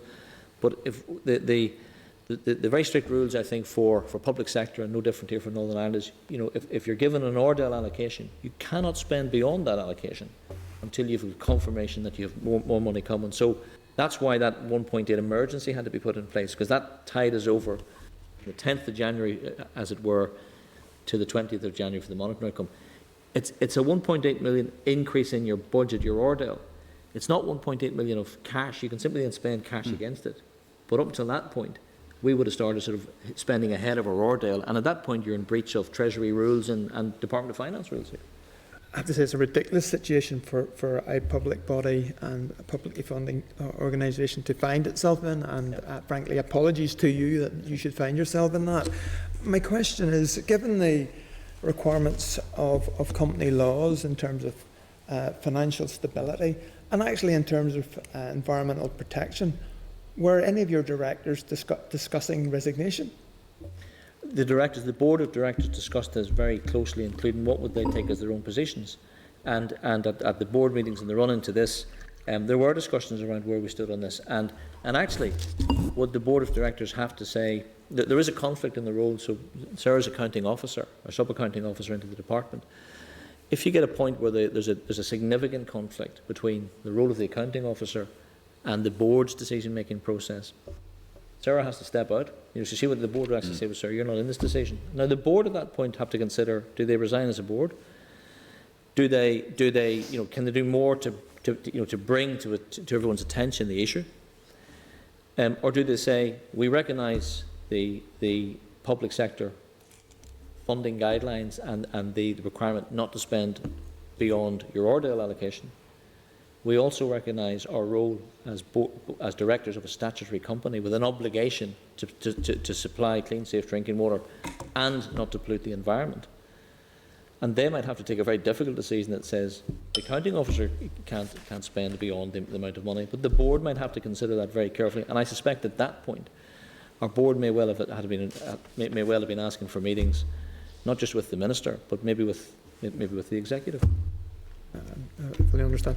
In terms of the 1.6 million savings that you managed to unearth within your own organisation, divert funds from one planned expenditure to another, what type of expenditure was stopped in order to keep afloat until additional money was found? Well, it's a mix and match of things. I mean, I haven't got the detail with me. I can provide that detail, but if we find that actually, as we close out a month end and we look at the forecast on a particular line, whether it's fuel for the vehicles, or whether it's there's a contract that we struck at a better price than we thought we could have done, we freed that up. We'd say, well, we can put that money back into the pot, and that's the kind of thing we do. So it's quite a dynamic. We don't sit strike a budget and then run it all year like that. If we can improve the number, we improve the number. One of the things we did see, by way of example, was we saw an improved position in some of our build income. So we were able to put more build income into the top of the equation to get a better net Ordell position. So that's the kind of example of the thing that we did there. Well, I hope that there will be better lines of communication and understanding all round in future, so that we do not face this type of thing. Finally then, in terms of longer term planning and resilience for your organisation against energy spikes, and I dare say also in keeping with prudent action against climate change, it's always amazed me, and I've raised this question a number of times. The Northern Water owns multiple dams, many of them, such as the ones in Woodburn in my own constituency. There's North Woodburn, then there's Woodburn South, the lower, the middle and the upper dam. Now, if someone was wanting to build a hydroelectricity supply, the first thing they would have to do was build the dams. The dams are built. Now, given that, and also actually the Silent Valley is the same scenario. There's an upper dam at the Silent Valley, and there may well be other locations, I don't know. But my question is, given the new figures for energy likely to be there going forward, is Northern Ireland Water looking seriously at having a guaranteed energy price, and also contributing to mitigate against climate change by installing or looking seriously at the potential of hydroelectricity? We're looking seriously as a whole series of things. We have very small hydro schemes in place, but they are quite minimal. You're absolutely right; they're quite minimal. And in the past, it might have been capital cost prohibitive to build the hydro scheme. I think with the world facing not just the higher energy prices but climate change, that might be part of the way they go. I don't know if you want to pick up Power of Water. Power of Water, we launched the Power of Water around the time that COP26 was happening in Glasgow, and the Power of Water sets out a series of ways in which the assets that are owned by Northern Ireland Water can be used to help ensure a sustainable green energy, which would help to counteract this price variability. So hydro is one element of that. Hydro schemes is one element of that. Looking across our very large energy consuming assets and working to see how they can flex on the network in times of demand, supporting green energy on the network by having batteries sited at Northern Ireland Water locations, supporting green energy on the network by having electrolysers that generate hydrogen, and the hydrogen can be used for energy storage. These are all ways in which the publicly owned water assets can be used to ensure that we can green our energy system here in Northern Ireland. So this is something that we're very passionate about and we're very serious about. And we have been working very closely with both DERA and the Department for the Economy. So in fact, so seriously that the Department for the Economy have funded the first at-scale electrolyser, which is being installed in Belfast, wastewater treatment works.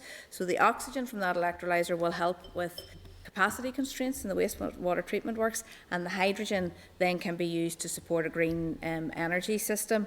And they are also sponsoring a large-scale battery installation beside our solar farm at the Nowhere Water Treatment Works in Antrim. And again, these are, we call them pathfinder projects. So we don't believe that Northern Ireland Water will be the answer to the greening of the energy system here in Northern Ireland, but we can be really a pathfinder to help prove technologies, to help start that hydrogen economy, for example, here in Northern Ireland. So we're very committed to that.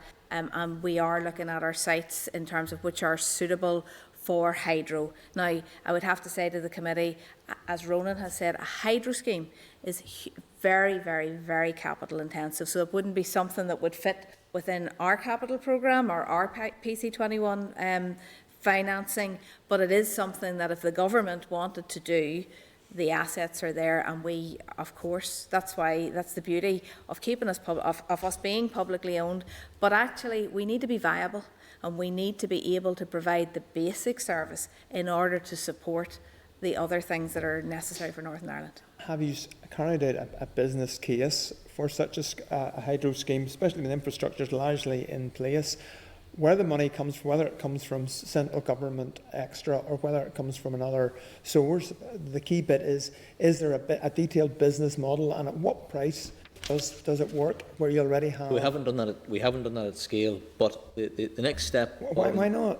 the next step would follow the power water piece that Sarah talked about. Under we're power starting water, to look we at are those, planning we're looking that. at those projects to say, well, let's start doing the strategic outline case with the headline numbers. What are the overall broad shape of the numbers?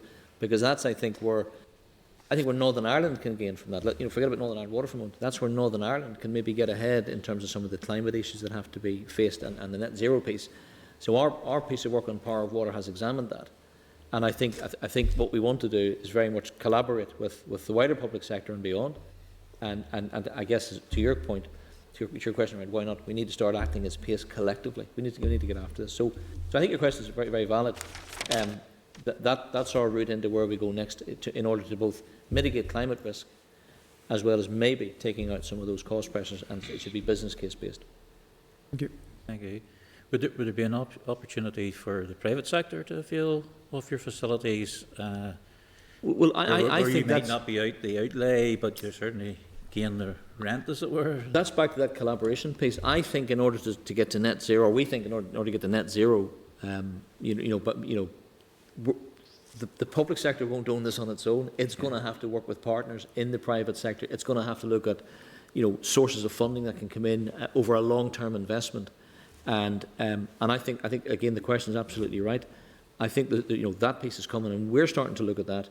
We'd be very happy to pick up again the committee on that, but we need to make sure that we can do that with our public sector ownership and the rest of the departments. Sarah cited a good example there of the Department for Economy, where they have funded that first electrolyser pilot, the scale pilot. That would be quite telling as to the That viability. uses electricity. Well, it does, but it can generate hydrogen. It can use green electricity at as night well. whenever there's So wind. that's where you get into the and dynamics. If it works at pilot scale, could you do more with it? Could you roll that out further? So there are some things that have to be done there, and we look for committee support for those things as well. Okay, thank you. Mr. Dillard. Is that mic over? Can you hear me okay now? Yeah. Yes, thanks, yeah. So it's just in your briefing, you'd noticed obviously the ring-fenced funding for cashback reserve. Could you comment a bit more on that? Well, it's part of an, I guess, if you look at the overall funding of something like a Northern Ireland Water public health utility and its role in providing everyone with clean water every day and then treating the waste in our case as well. Organisations like that, I suppose, the water companies in England and Wales and even Scotland, they are set up with slightly different funding models. And what they would have to do is they'd have to show that they have access to funding, including reserves, that if there was an issue, if there was an environmental catastrophe, or in this case a big price shock on energy or whatever, they could call on those reserves and use those reserves in the immediate term to get through that particular price shock. Our ownership model currently, we don't have any cash-backed reserves.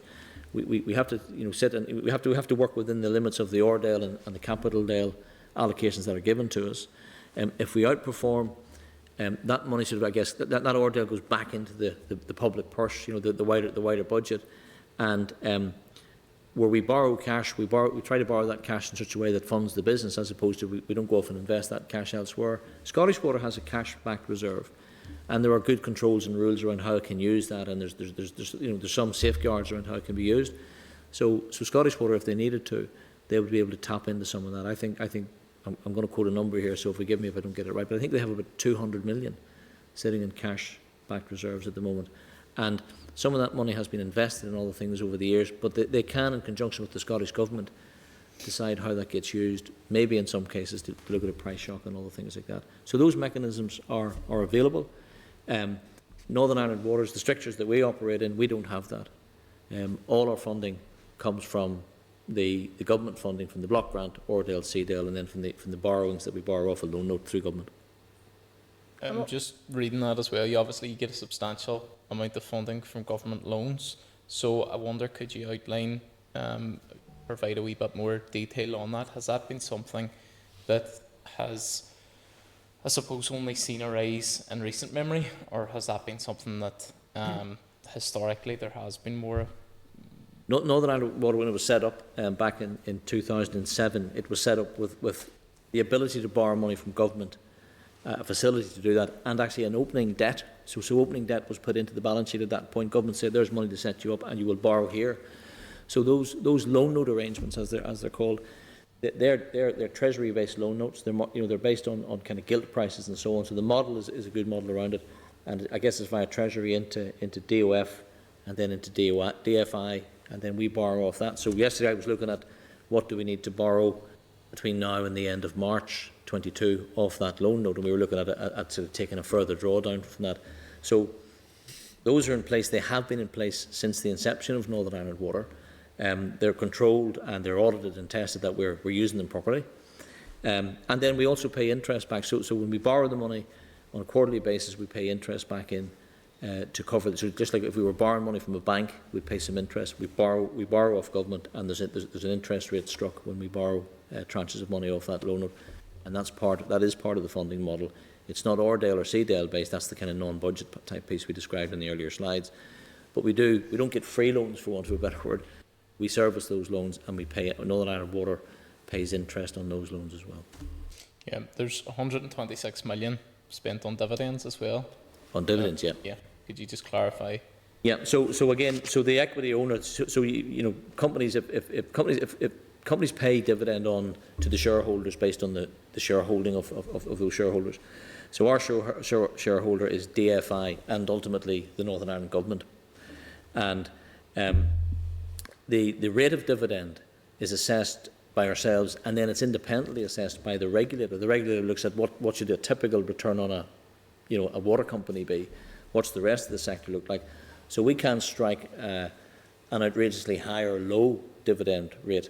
And then as we look at our account, you know, we go through an audit, an annual report and accounts and an audit process each year.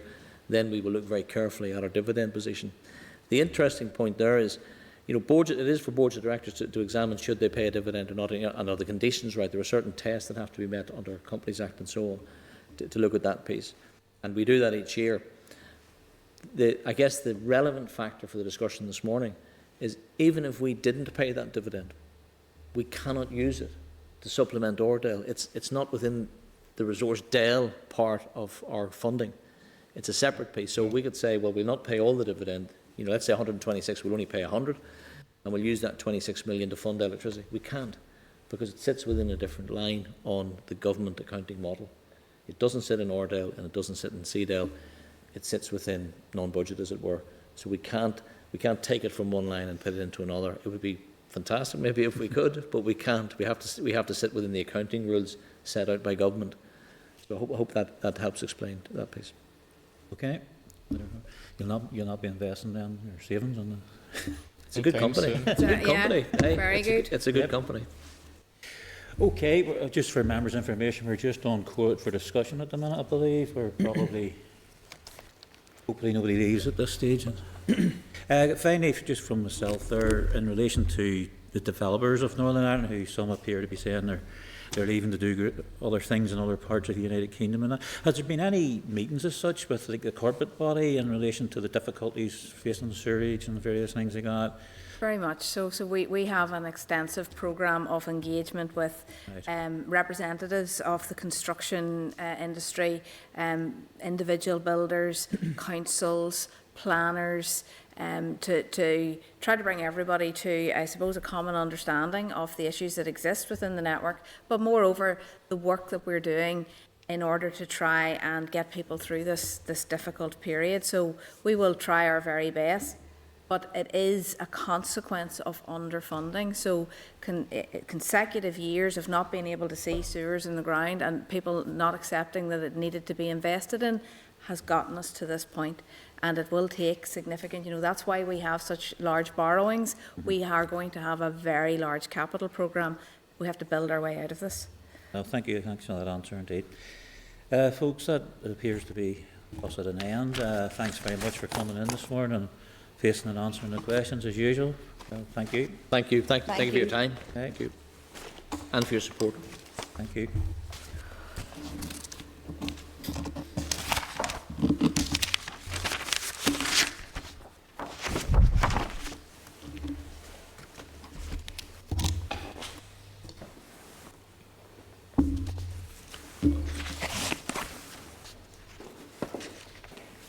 Thank you.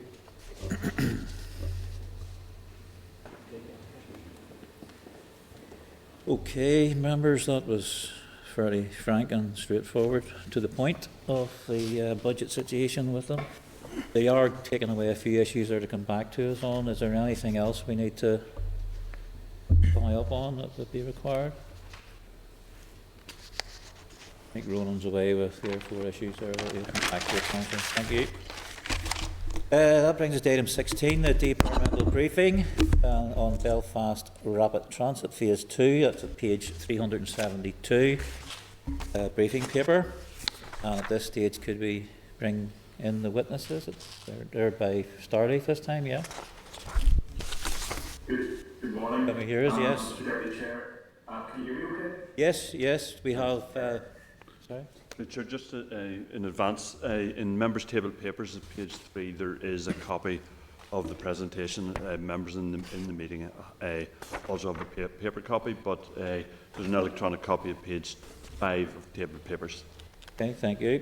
We have in attendance Mr. Cian Lynch, the Director of DFI Roads, Major Projects and Procurement, and Mr. Clive Robinson, the DFI Roads, Major Projects and Procurement. So, guys, do you want to give us a few opening remarks, and then we'll come in with some questions?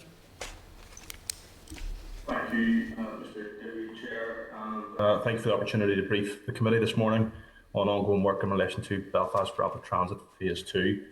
As you said, I'm Cian Lynch, the Director of Major Projects and Procurement in the Department, and I'm joined this morning by Clive Robinson, who is the Department's Transport Projects Programme Manager. And with your permission, Chair, I'd like to make a very few brief opening remarks before passing to Clive, who will run through the presentation. We'll hopefully share it on screen, but you, as has been noted, you also do have a copy in your pack. After which we'd be delighted to take any questions. But I think before we get into work on Belfast Rapid Transit Phase 2, it's worth briefly pausing and recognising the success of Belfast Rapid Transit Phase 1 and where we're building from. So Belfast Rapid Transit Phase 1 commenced operations under the Glider brand in September 2018, serving East Belfast, West Belfast and Titanic Quarter.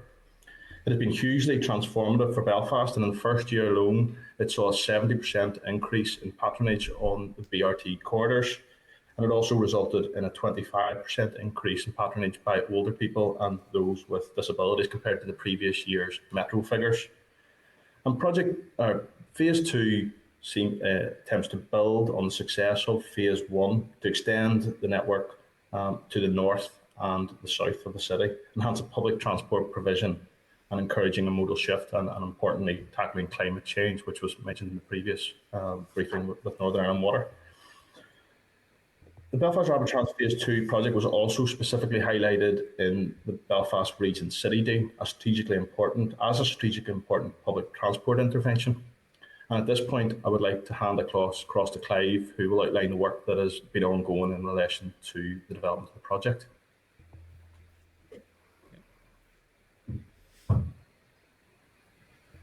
I don't think we can hear you, Clive. Clive, do you hear us, Clive?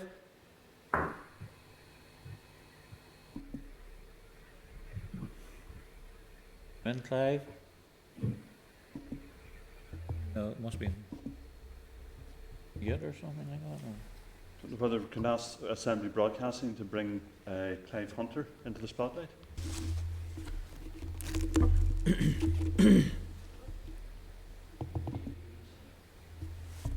Just mute themselves. Muted his microphone.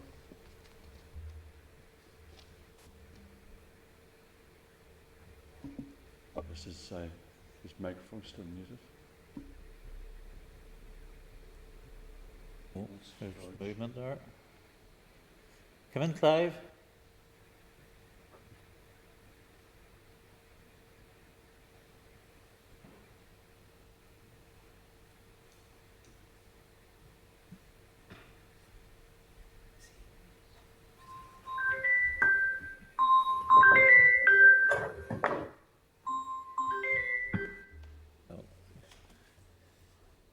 Hello.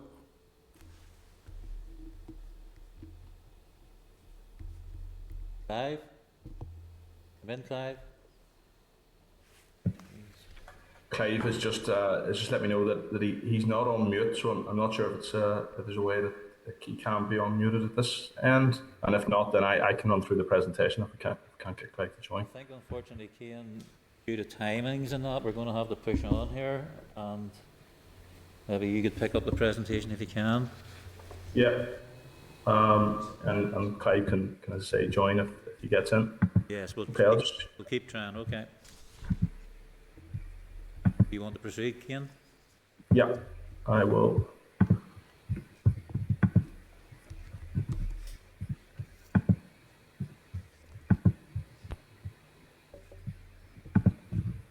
Can the committee see the Yeah. presentation? Yes? Okay, so this is really an outline of how we've got to where we are today. The process began with the development of a strategic outline case and an outline business case. And throughout this entire process, we've very much focused on stakeholder engagement alongside the assessment of route options. And that led into the route options assessment. Again, a public consultation period, which ran from around October time last year, and then moved in. We'll look at, we're currently assessing those public consultations, and following that, we'll publish a public consultation report and an outline, a business case, and that will then take us forward into a more delivery focused phase, which we'll maybe come on to in the questions. And I'll go through this very briefly, but and the briefing pack did outline it in slightly more detail. But we had a very defined process for the generation of options, the assessment of options, the shortlisting of options, and the consultation on the route options. It was very much focused on the Belfast Department for Transport guidance. So I suppose we're used to hearing letting the science guide us these days, and that's very much the process that we followed in doing this.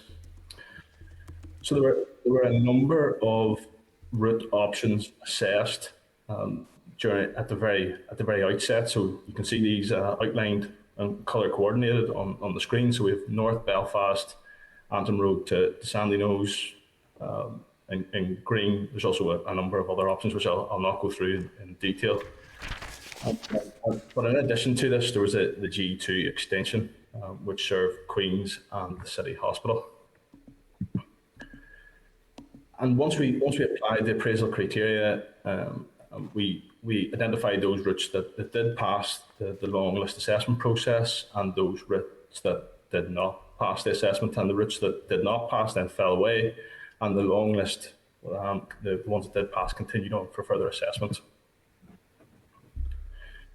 This is the detail here, and I'll not take you through all of the detail on the screen, but it shows the complexity of the shortlist and assessment process, all structured around building the strategic, the economic, the management, commercial, and financial case for the scheme.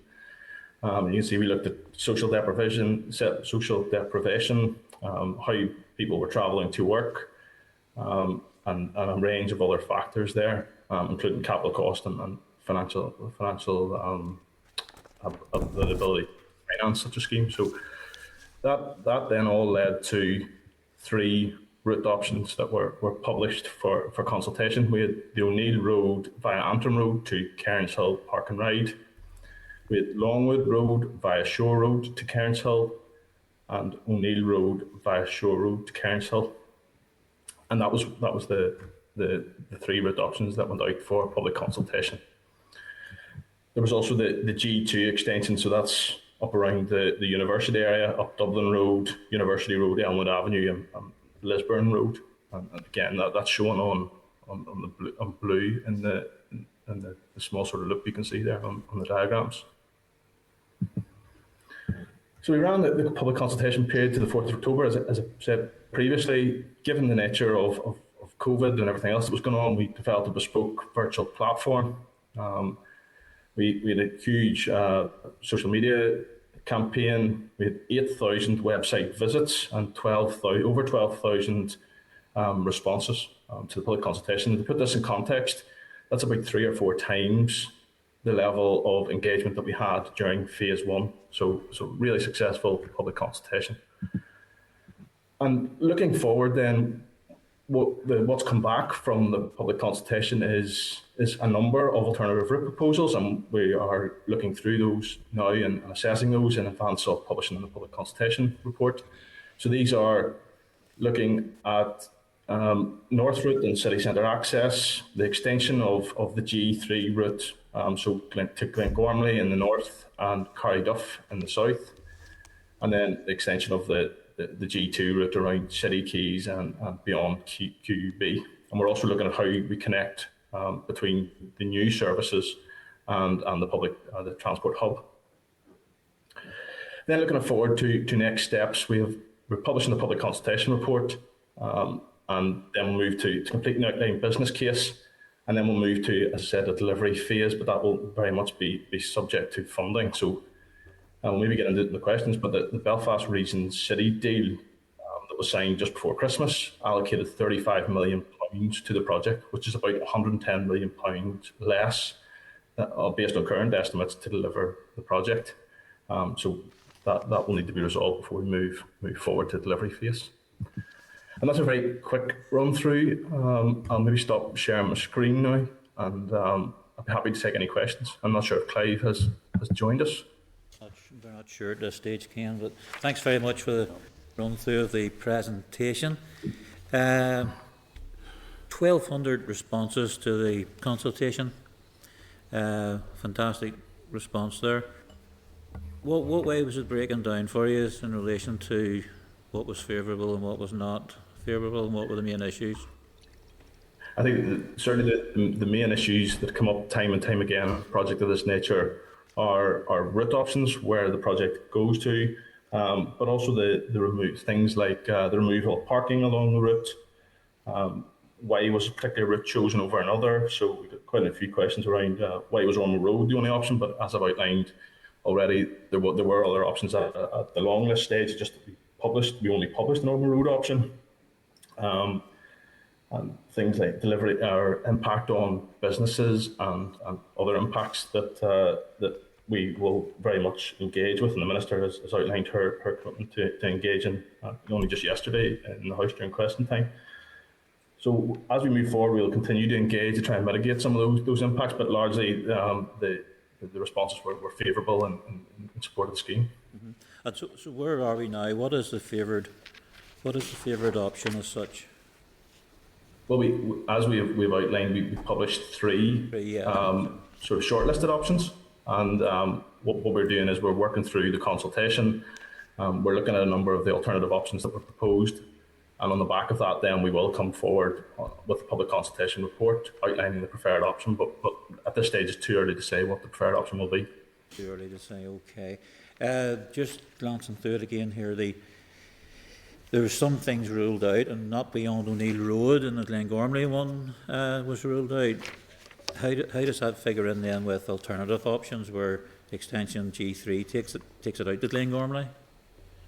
So I suppose the criteria that was used initially did suggest that the extension to Glengormley wasn't a feasible option, or wasn't a preferred option when you applied the appraisal criteria. But actually, following the public consultation and the feedback that's been received, we are reanalysing that in line with the Minister's direction to look at that again and see whether or not that then becomes a favourable option or is taken forward for some further consideration. Okay, because similarly on the Shore Road then, beyond Longwood was causing a problem as well then, is that correct? Yeah, so again, all those alternative routes are really in the mix now as we move forward we're doing our transport consultants. I should say that the transport consultants involved with this are the transport consultants that were involved with phase one, and therefore they have a real deep understanding of how Belfast Rapid Transit works, and therefore they will hopefully keep us right, and I'm sure they will. And Clive, I know we can't speak, but Clive was also the project manager for the delivery of phase one. So again, we're bringing forward that learning from the previous phase to make sure that we get this right moving forward. Okay. Other members then, can I bring in Cara Hunter at this stage, please? Thank you, Deputy Chair, and I'd like to thank the panel for being here this morning. You're all very welcome, and I really welcome the level of consultation that you've had on Belfast Rapid Transit, and I know my colleagues Claire Hanna and Matthew O'Toole will be very grateful as well. I just have a few short questions around how are you engaging with traders and businesses on this matter, and the issue of parking. Can we get an update on that, if there's been any issues or concern surrounding it? Thank you. Okay, thanks, Ms. Hunter. So really, there's been a number, in addition to the public consultation that was open to everyone, there have been a number of meetings, I think 3 or 4 in total, which Clive and others have attended with traders to try and iron out some of these issues, understand the issues, and work out how we can alleviate some of those issues as we move forward with detailed design. And that's likely to continue in the near future. There's as we move forward, I suppose in many ways, once we select the preferred route, that's really when we start to engage with the traders around parking, some of the more local issues, and where possible, we will definitely try and design out those issues. But I suppose what I should also state there is that the success of the Belfast Rapid Transit project is very much based on having a dedicated service. You know, it's a punctual service, and therefore there is going to need to be bus lanes. And there is going to be a level of restrictions around parking. And if Clive was available, I'm sure he could talk about the experience from phase 1 and how that's fed in. But as we move forward to the detailed design phase, we'll certainly be engaging more fully. That's great. Thank you very much. Thank you, Mr. Boylan. Thank you, Chair, and thank you very much for your presentation. Just to clarify, so is Glengormley off the list now, or is it still on the list? So Glengormley is still in the mix in the sense that the routes that we published for public consultation didn't include an extension to Glengormley, but we are going back and reanalysing that on the back of the public consultation responses. Okay. And when we publish the public consultation report, it'll outline. And you just have to give them the commitment there to consult with the people before you start the roadworks, yeah. Absolutely. Yeah. So just to be clear, the detailed design phase that we'll go into beyond the selection of the preferred route, and at that detailed design stage there will be much more consultation. And just finally, see in terms of the vehicle proposal itself, I mean, obviously we use hybrid now, yeah. Are we heading for zero emission, or can you comment on that? Can you comment on that at this moment in time? Just to give you, so the current BRT vehicles, glider vehicles, are hybrids, and as we move forward, the vehicle technology is evolving so quickly at the moment, and as we move forward, absolutely there will be an aspiration to move towards zero, but we'll need to look at the technology available to us at the time which we're making that purchase to see whether or not it fulfills our needs. Well, I hope it's not an aspiration anyway, but thanks very much, Ken. Thank you very much for your answers. Mr. Beggs. Looking at your proposed routes and then picking up what I've heard in media, you seem to be favouring the Antrim road over the Shore Road. My question is, have you considered any mixed type option? Because I'm very conscious that there is a population along the latter part of the Shore Road. There's then Balmore Estate, Feldon Housing, Abbey Retail, Rathcoole Estate, which is at one time the biggest housing public housing sector development in Western Europe, and that you could then swing up O'Neill Road to Glengormley.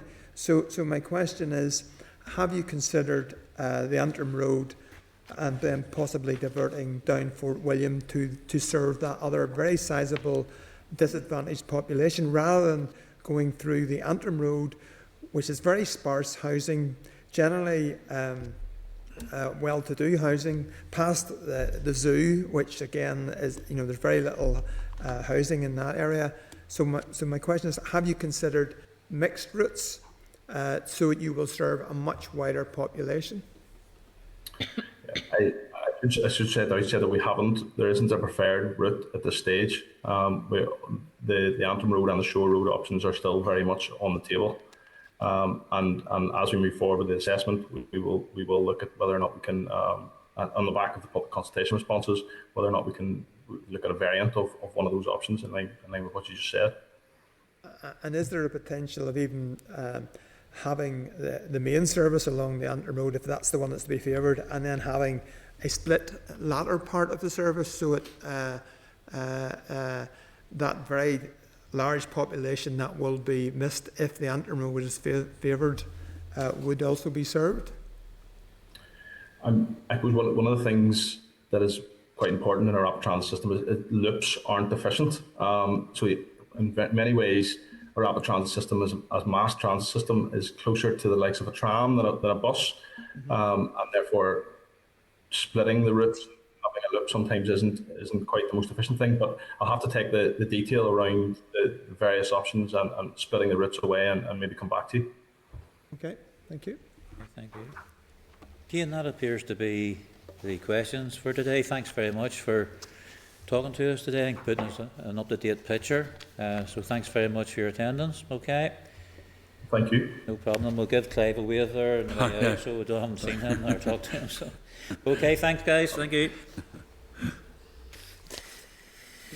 Okay, members, we then proceed to item 17, the Northern Ireland Fiscal Council, the Northern Ireland Executive's 2022-25 draft budget.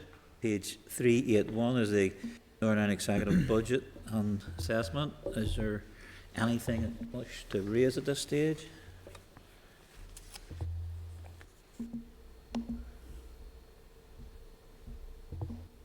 No? Okay, thank you.